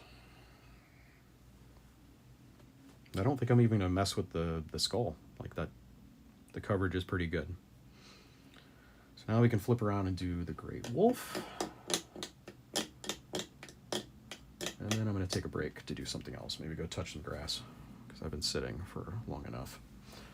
Okay, I gotta slide all the way up because I've got my, oh no, where did I put those? Painted, 3D, other, made, nope, that's not it. Nope, that's not it. Q? Yes, okay. Done. Okay, so the Great Wolf is on a black background, white wolf, gold star, or whatever this thing is. So I'm going to start with the gold, because I've got some right here.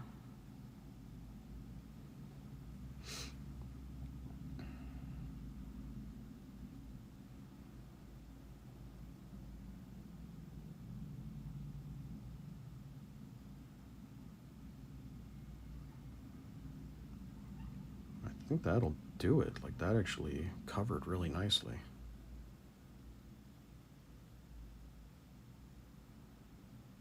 Nice. All right.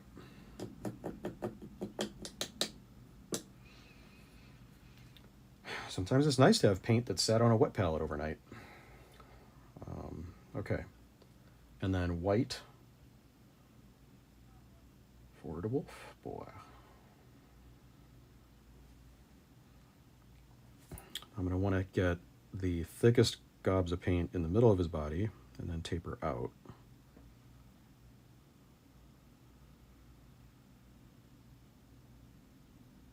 To get all those little sharp details.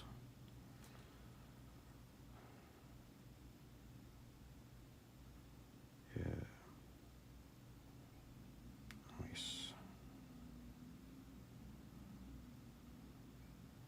See, this is why I got into this. Painting my own stuff has been very rewarding. It's like, man, putting all that extra time into all these little teeny tiny little details. Whereas other people might have just done like a generic poopy wolf shape. As long as you thin your paint enough, you can get all those details to just pop right out. Just be careful not to gum it up with thick paint. Listen to Duncan. Thin coats.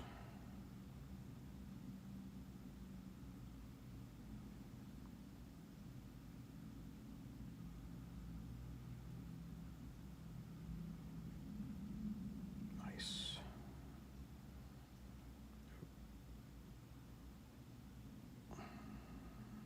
Oh, it's all right. Can always come back and touch up that eye with just a tiny little pinprick of black.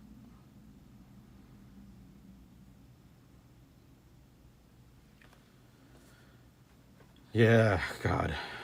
There have been times, man, like as I get older, especially if I've gone to the gym and worked out or done any kind of physical activity where I'm just like way too shaky. I'm like, no, I'm not having it today. But right now I'm doing okay. But I can imagine people.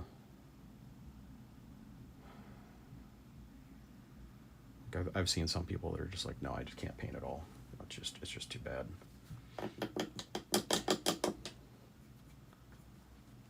Try to get that little spodge out. Nope, that's not happening. I'll have to touch that up with just a little dab of black. All right.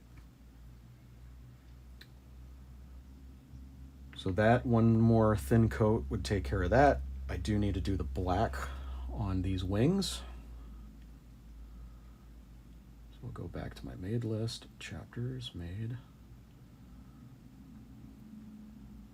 Angels Vermilion. Oh, yeah, just the wings need to be black. And careful not to touch the gem.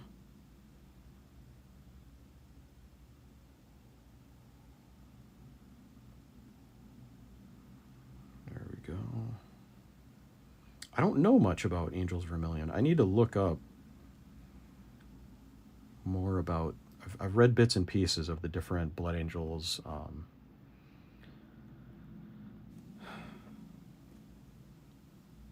Blood Angel successor chapters. Pretty much all of them have the rage, and many of them drink blood. They try to hide that from the Inquisition because it would probably be no bueno. But beyond that,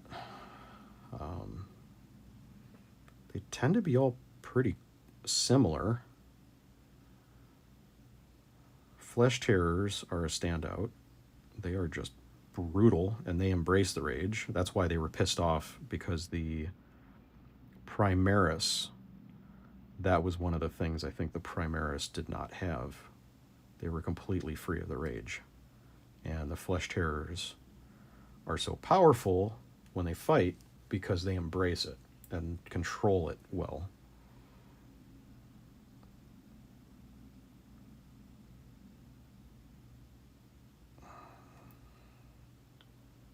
But I can't remember what the final decision was with Gabriel Seth. I think he finally relented. And I think they're going to re-release him as a Primaris too. Like, he was dead set against it. They're going to have some kind of canon excuse. That maybe you got saved by a Primaris Marine or something. It was like, okay. It'll make us even stronger. And this enemy is too tough. We need the extra power. Because I'm going to have to do some touch-up around the bottom edge where I missed.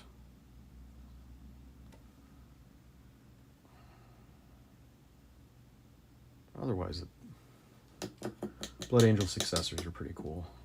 I really had a fun time kit bashing my Intercession squad. If you see that on my Instagram, they turned out really cool. They've got like wings and stuff on their backpacks. I've got some jump pack Marines that turned out really cool too. Bits of white that I need to cover over. There on tip.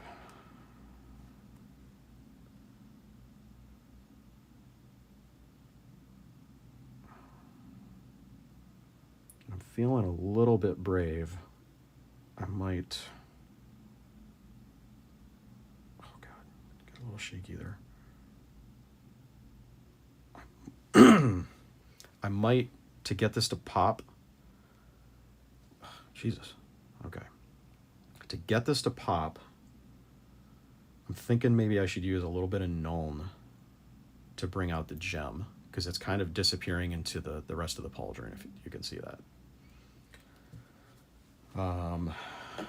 Or if I want to be really, really brave, like I could make this outer part, because I modeled the gem to be pretty 3D, like you can see that. So there's actually two different heights. I did an inset, and the inner part of the gem is higher than the outer part of the gem. So there's this really, really fine edge that goes around that I could do in black paint, but I think I'm going to do Nuln as a first try, because that will be more forgiving.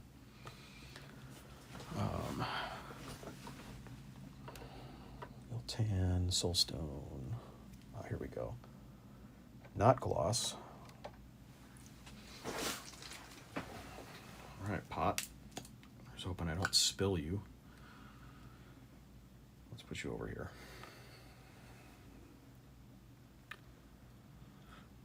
That might be a little too much. No, actually, that's pretty thin. All right. Okay, yeah, that's working pretty well. And I think I could just put it on the skull, too, to bring out the eyes. Yep, okay.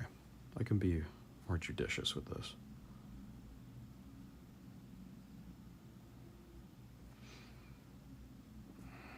It's like sometimes you put Nuln on, and it just completely dumbs down the color. Other times you put it on, it's like, well, damn, there's all the details that have been hiding. So luckily this is turning out.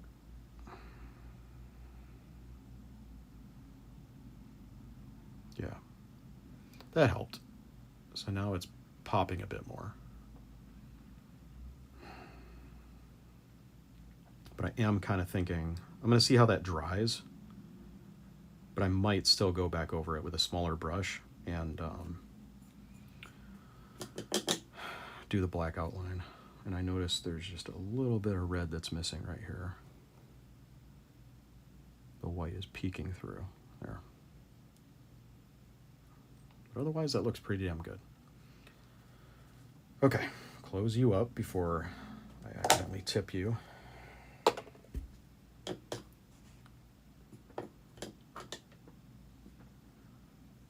Okay.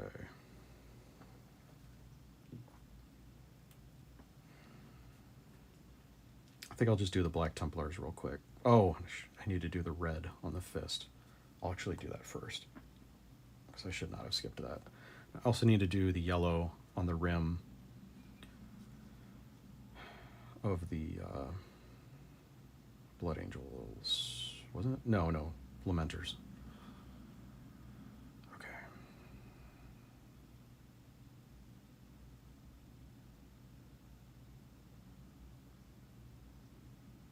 Yeah, see, that's just such nice coverage.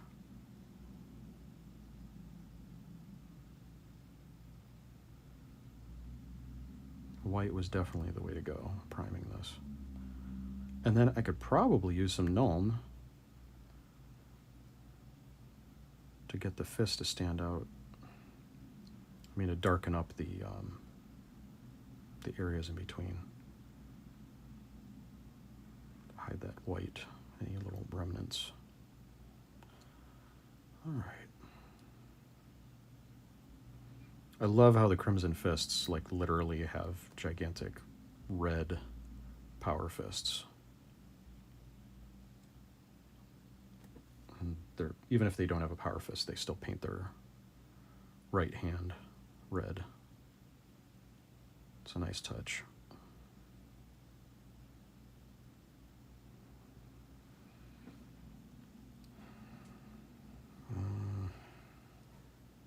Kind of thinking I should just put blue in there. So I do need to do another coat of blue inside. It's too much. Up the rim.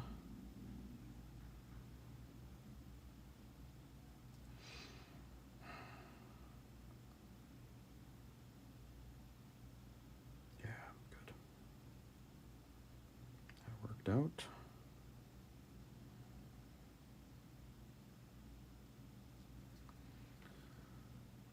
A little bit more.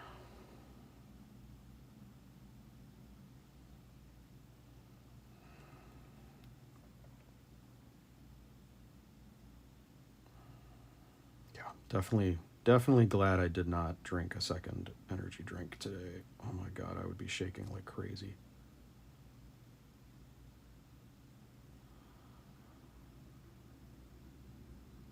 I would not be handling this right now.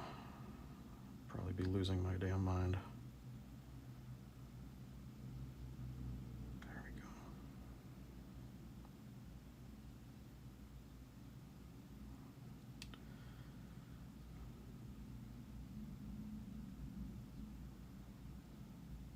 All right. Oh, I shouldn't have tried that. The red was not dry. But at least I got the blue off where I touched.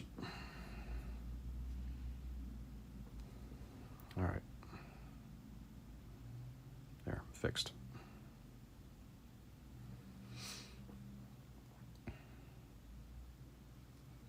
And it looks like I need to do blue around the outside of this icon too, because there's still some white. So I'll do that.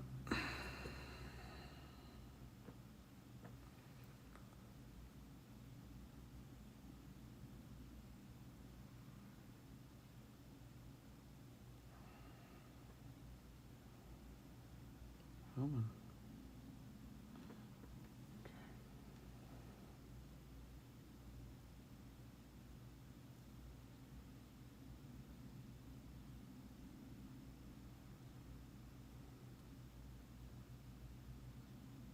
It's funny how you rotate stuff around and then you're like, oh crap, there's another spot I missed.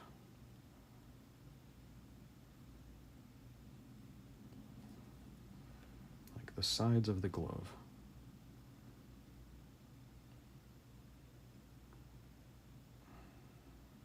Okay.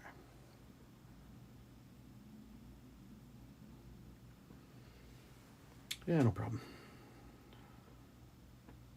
I think I might just power through and finish all of these because the second pass is going to be quicker.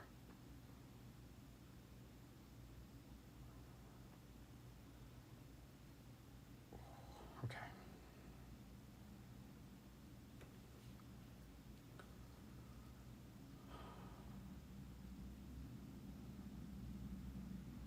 Yeah, that coverage is so nice.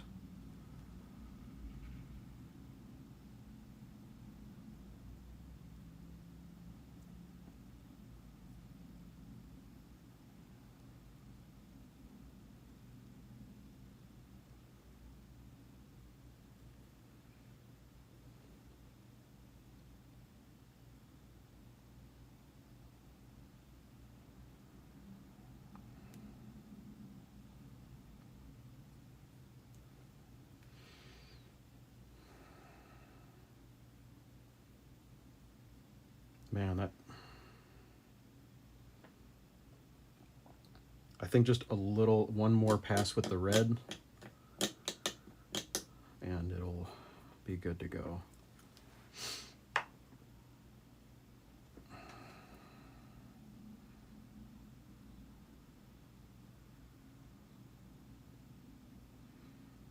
nice and vibrant.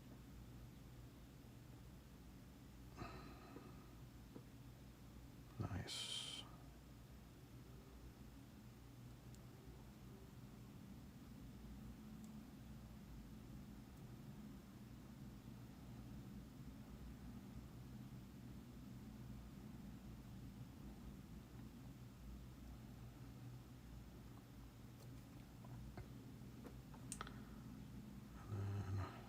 Man, in between those fingers is kind of a pain in the butt.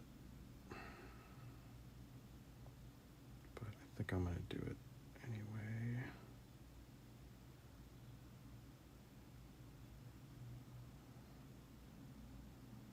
Good. There. I just don't want that white showing up.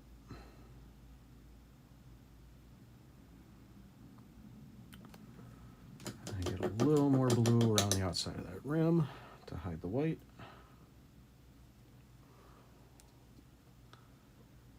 Right there.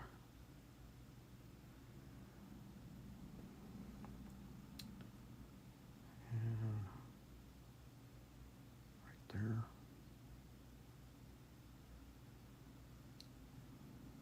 I think that's good. Nice and vivid. Oh, okay.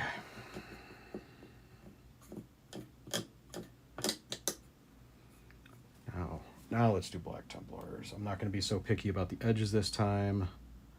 I'm going to go with the darker black because it has better coverage. I think I'm just going to do these raised central areas.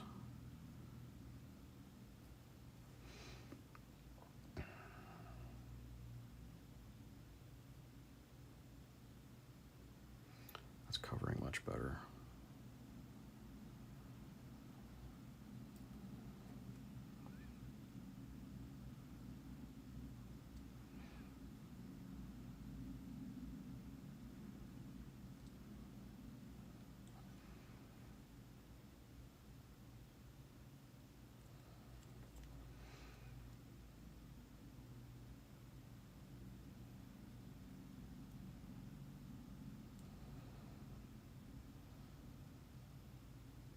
You know, and having the smoky black on those edges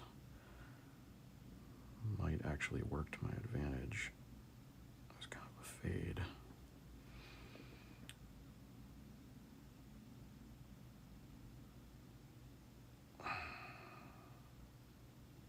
Okay. That's definitely easier. That's better bracing.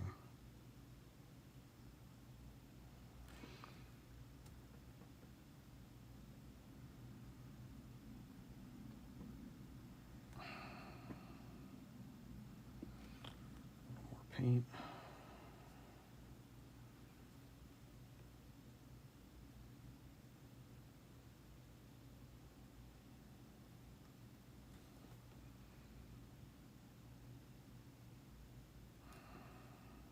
Okay, I think that's good.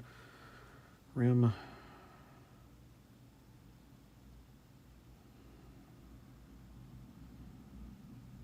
Nice.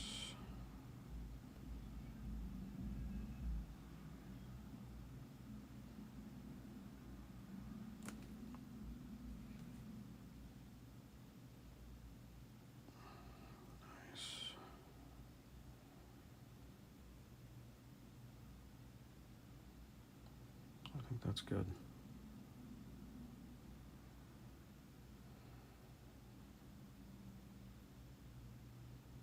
Okay.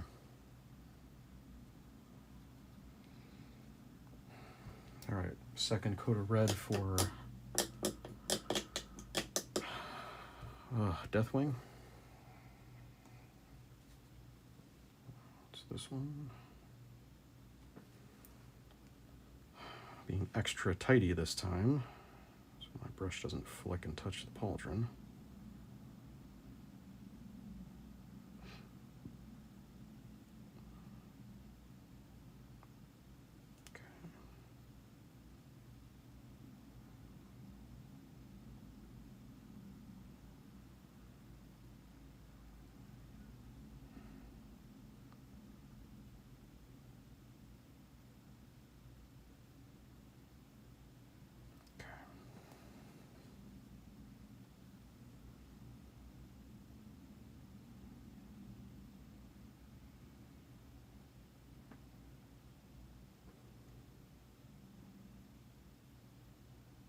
Okay. Good. Now I can do it. Teeny tiny little touches with the white to try to hide my oops. I think I've got a little bit of black overspray. That's fine. All right. Ooh, nope, I'm gonna have to just paint. Because this primer is dirty. Which is fine because that's kind of what I was talking about earlier. Okay. I want Deathwing to look kind of battle worn and filthy anyway.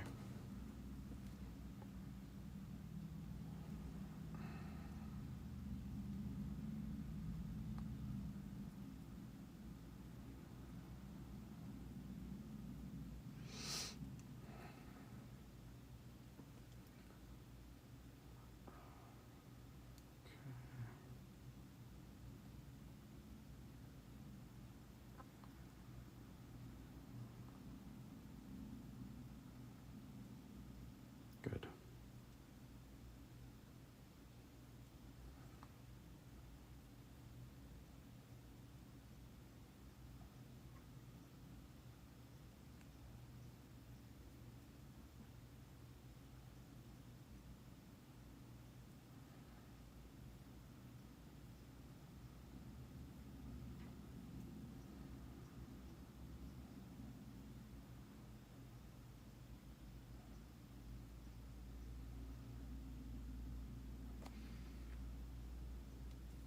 Tiny little dab.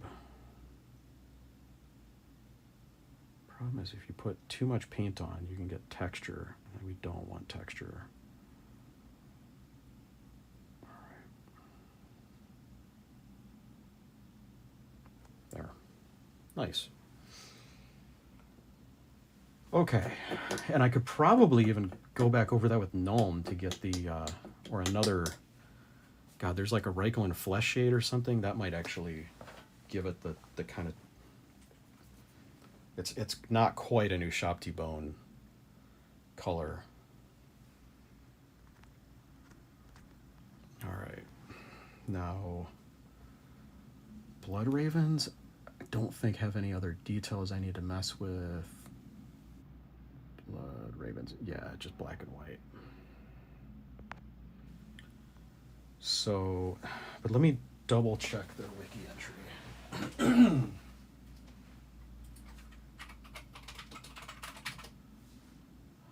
Blood Ravens. Oh, nope, they've got a black rim. All right. So I'm glad I checked.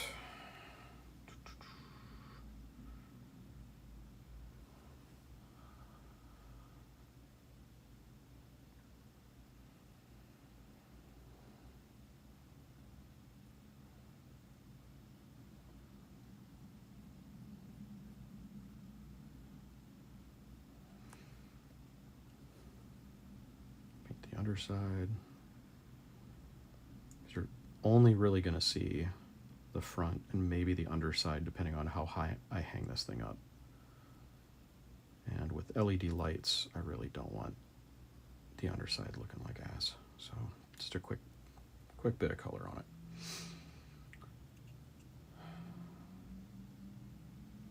I don't think I'm going to bother with the inside of the rim for this.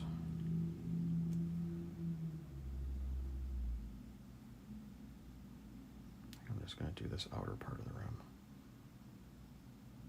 and see how it looks.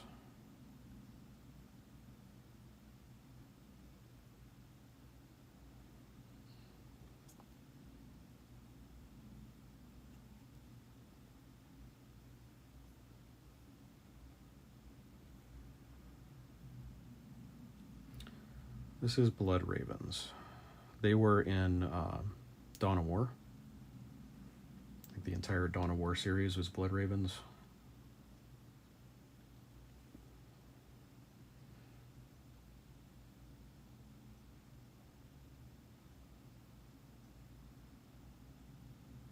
The video games, that is, the RTSs. Supposedly, there's going to be another Dawn of War, but we'll see. There's always lots of conjecture and rumors. But I think Valrak had a leak of a Dawn of War box set with actual minis. So either they were doing something like Space Marine where they released a Titus mini, or it was an army set or board game version of Dawn of War, which I think would be interesting. All right. Yeah, I think that's done. I don't need to do like the inside of the rim. Or I can always come back and do it if I want to be OCD. Now I need yellow. Uriel yellow. Which I've got some right here, but I think that's way too thin. Yellow does not do very good coverage. Yeah, I think I'm gonna have to. Well, I don't know. Let me try this.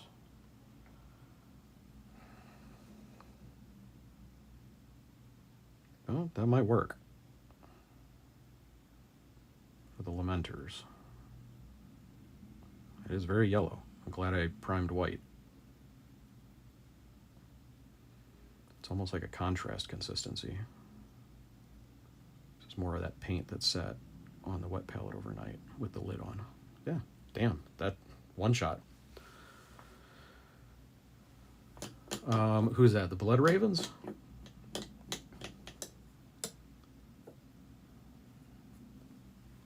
Strategically transport equipment to an alternative location. I think that's like the joke is all of the Blood Angel successors strategically borrow assets from other chapters.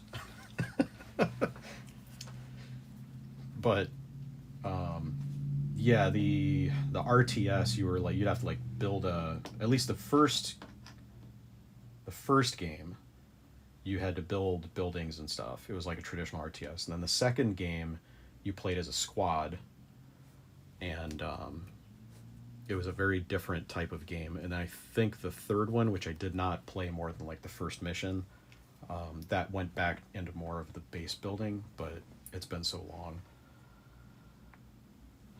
I tried to play the third game after it had been out for a really long time, and I was like, man, this is so dated. I'm just not very interested. I've been playing stuff like Dark Tide and shooters since then.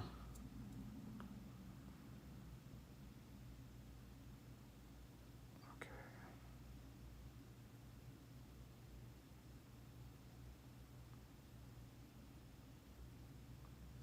All right. Now I'm going to mix in a bit more red for the second pass on the Pauldron. Because while I do like this copper, it's a little too copper now that I'm looking at it. It needs to be more red. I think that'll do. Jesus. Try not to get it all over the horn. Okay, not too bad. Yeah, that shade I think looks better. It's more of a tomato sauce, rose red.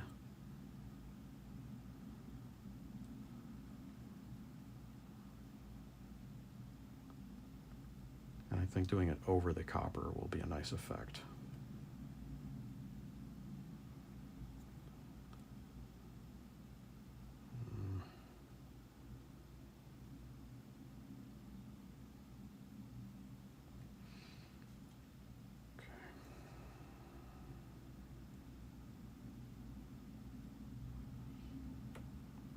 Chunk. Really like The Exorcists. If you ever get to read the Death Watch novel, there is a scene where these two heretic traitors backstab the squad, and they get into this God, there's like a chaos demon possession that happens to one of the guys. And the exorcist in the group steps forward and basically whoops its ass. It's stand back, I got this. I'm trained to deal with demonic possession. Fuck you, demon.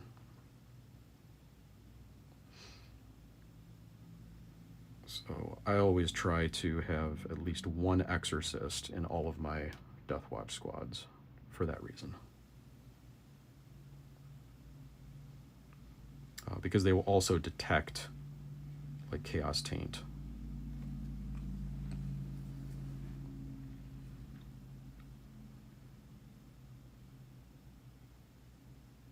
Because while they're not like a full-on psyker most of the time, they've been trained for how to resist with their willpower, so they can still fight.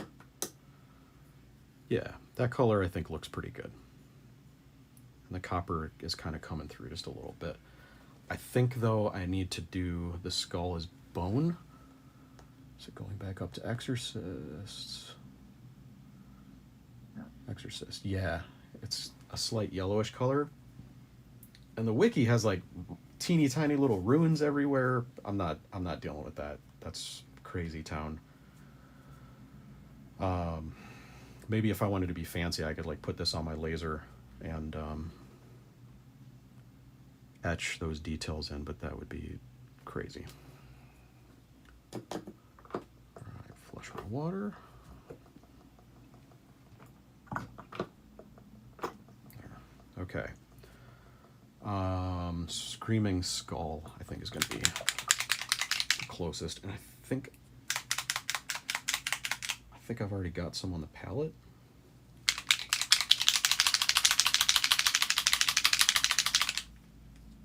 Just double check. Ooh, that cap was on loose. That's probably enough. Yeah, I think that's what was already on the palette.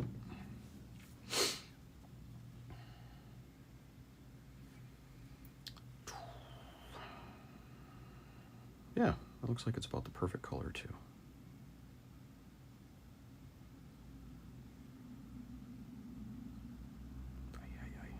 Careful.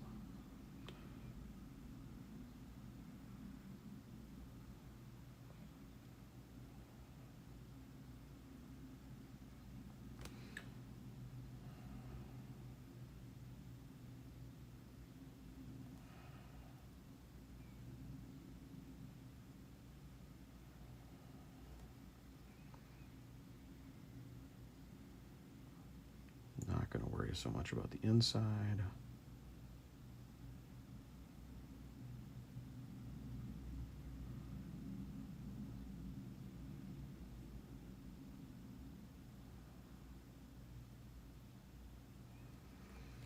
Just get the shapes defined. And try to cover up the white. There we go.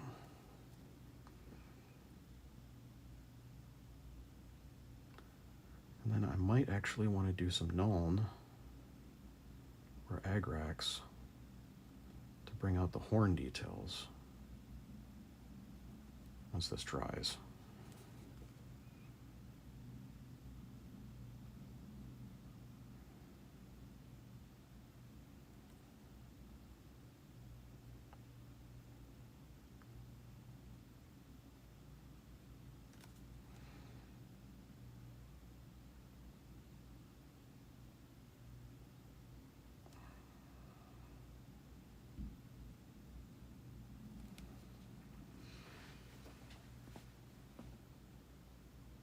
Yeah, that sounds about right.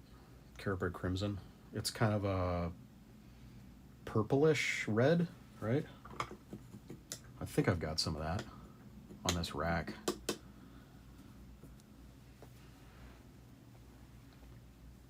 Oh, I got... What the hell is this from? Maybe the dropper leaked a bit on me? Yep. When that cap was loose, it spooged into my hand, and I didn't even feel it. I think I need to check all my caps, make sure they're tight. Might have not tightened that one on all the way when I transferred. It's all right. The nice thing about acrylic paint is when it's still just a little bit wet, it just wipes right off. Non-toxic, except for very specific colors. You don't want to eat the stuff. Tried brush licking at Adepticon, and if you got a good brush, you don't need to do that crap. It's not a good habit to be into, especially if you ever get into oil painting. It's like, you want to die, bro? Don't do that. And this might actually have dried quick enough that I can try.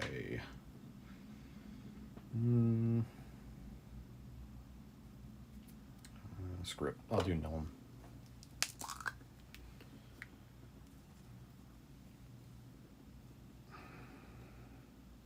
I like that I can just use the one brush. Oh god.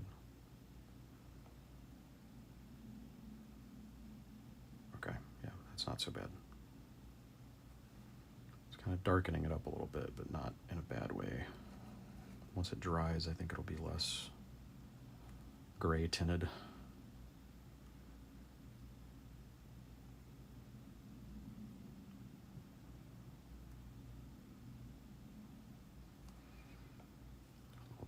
This horn. Good. It's basically the effect I was going for.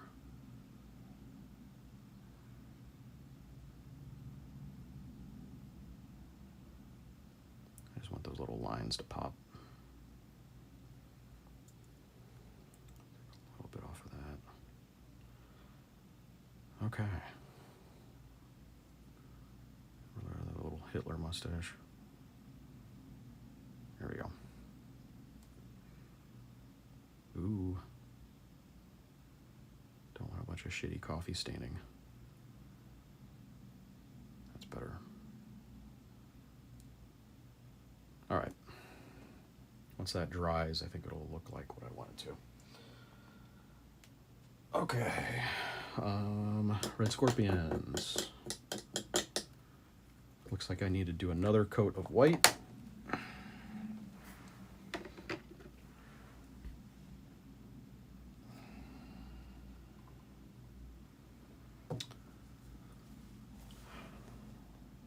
Red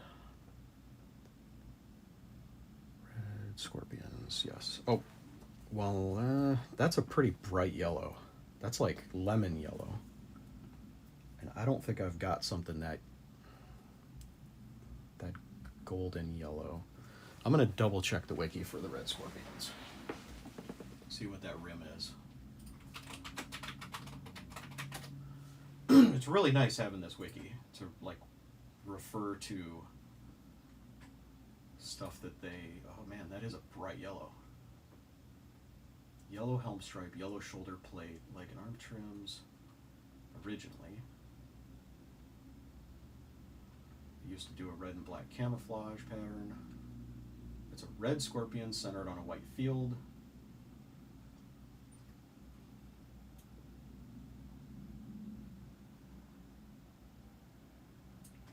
Oh, see now there's a different picture on the wiki with a Primaris, and it looks like a gold rim.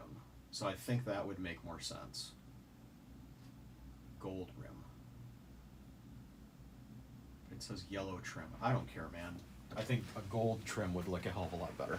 That lemon yellow just isn't doing it for me. So,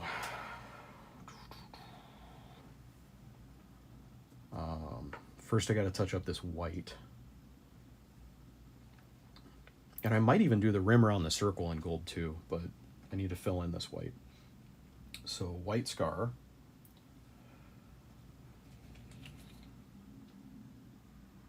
Don't need a lot. Even one dropper is probably too much. I'm not going to touch the scorpion because I was just wanting to get that white so that the red goes over it nicely instead of black.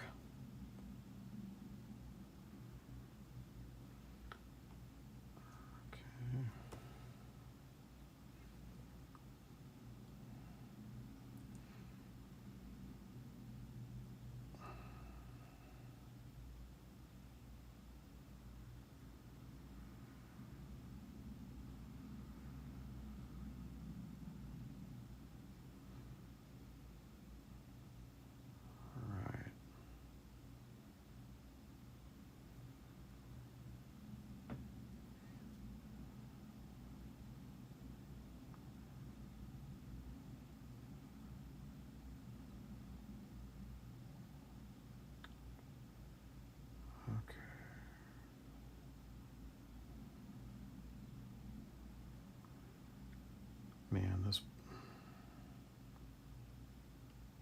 white is creating a little bit of texture, but I think if I smooth it out enough, thin it, I think I just put too much on my brush.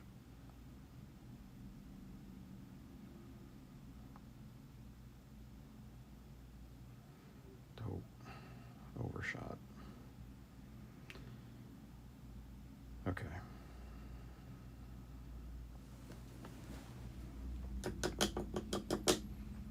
touch up that spodge with just a little bit of black.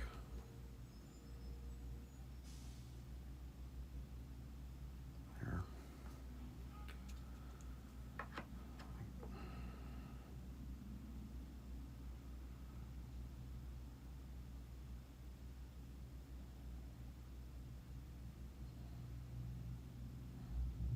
This is some of that back and forth I was telling you about.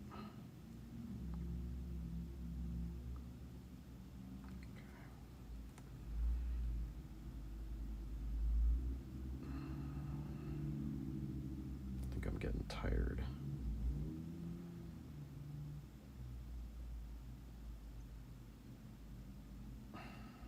Good.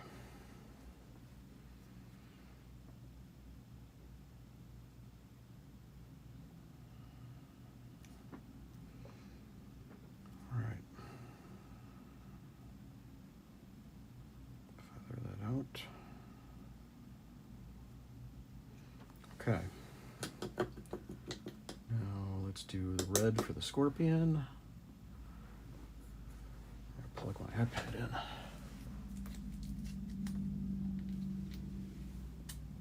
There we go.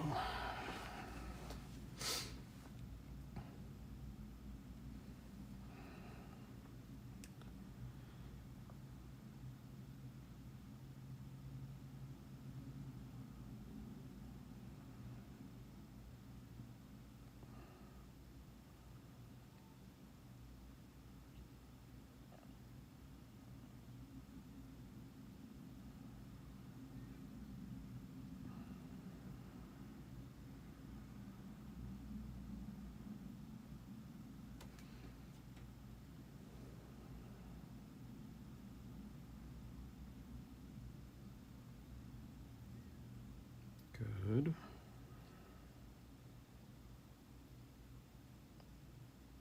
I think that turned out pretty nicely.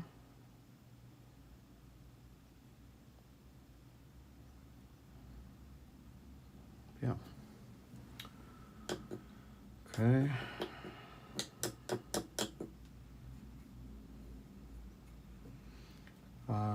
Gold for the rim, right? Yeah, I think it's going to look better with gold. So luckily I've got some on my palette already.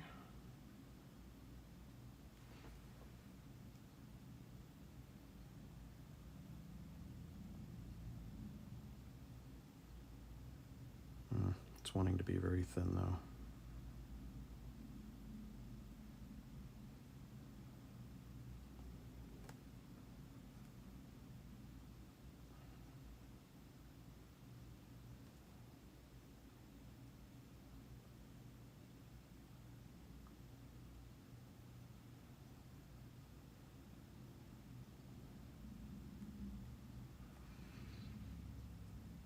I think the water from the wet palette is not friendly to metallics. This auric armor gold doesn't have very good coverage sometimes.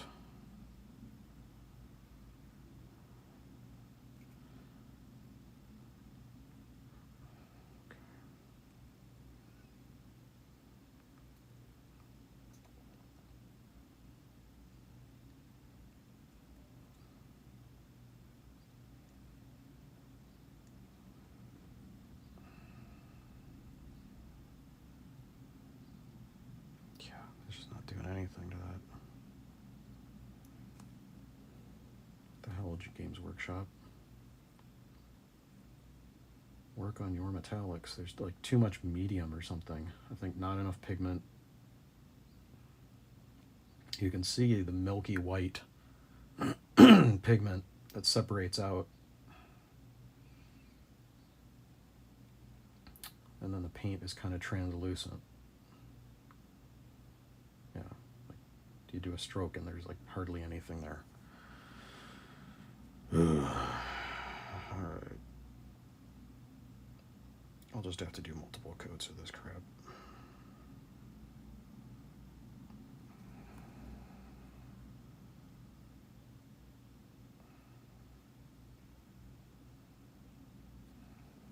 Not impressed.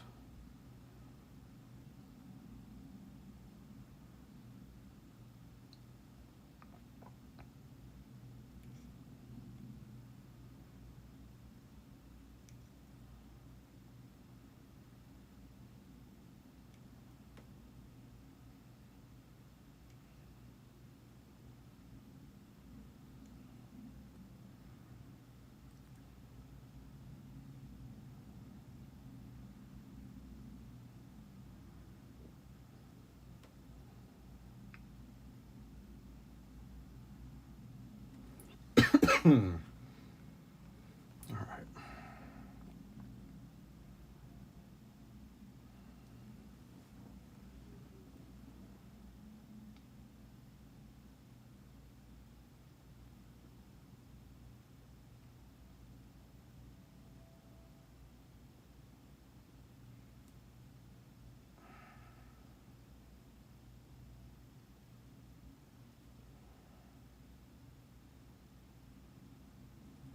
Alright, I think I'm actually going to have to come back to that. Maybe once this first layer dries, the second layer will cover better.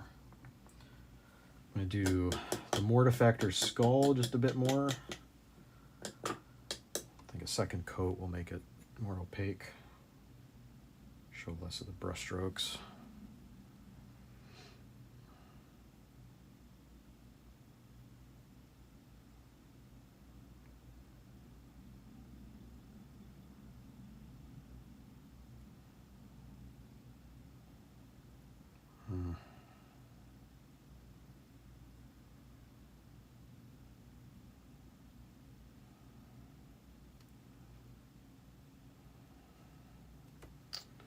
A little better, but I don't think I'm gonna have to do anything to Sons of Medusa, but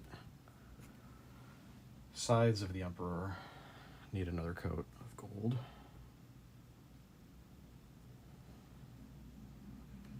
It's too much.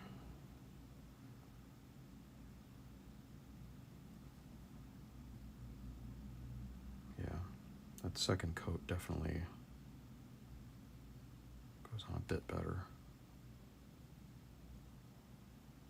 Still not great coverage, but it's better. It seems like stippling is a better way to deal with it too. All right, so that's probably good.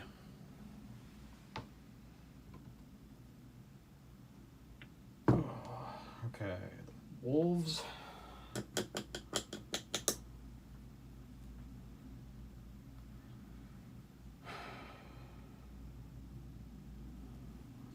Just do a little bit to make this whiter. Yeah, that's nice.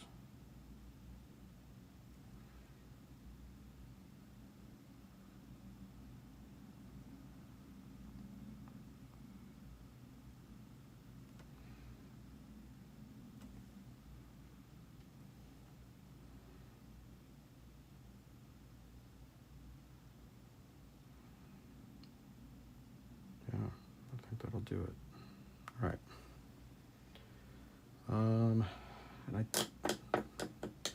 think I'll do one more coat of the red too to get those spears to pop just a bit. I don't know, that's a little too much. This is very fine work.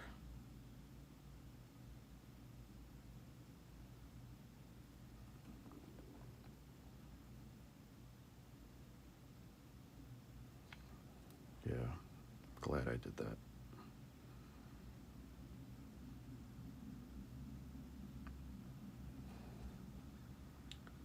So 2 coats of the red over black, definitely the way to go.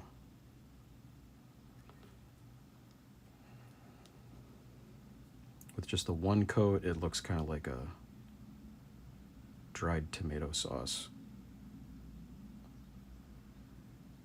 But paint does dry and look a bit differently than wet, so you got to be careful about that too. But that seems like it's popping more. And I'm not going to do anything to the rim. The rim looks good.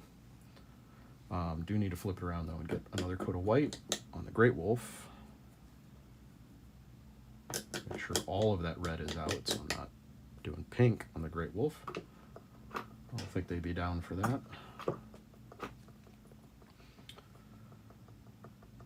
Okay.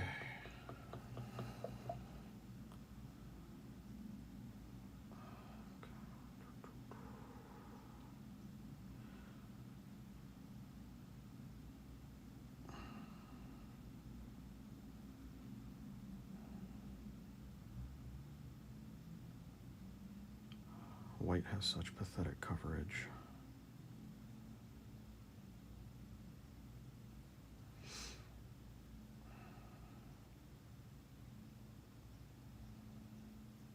It's better to airbrush white. I don't have to deal with brush strokes. Or stipple it. Stippling is better.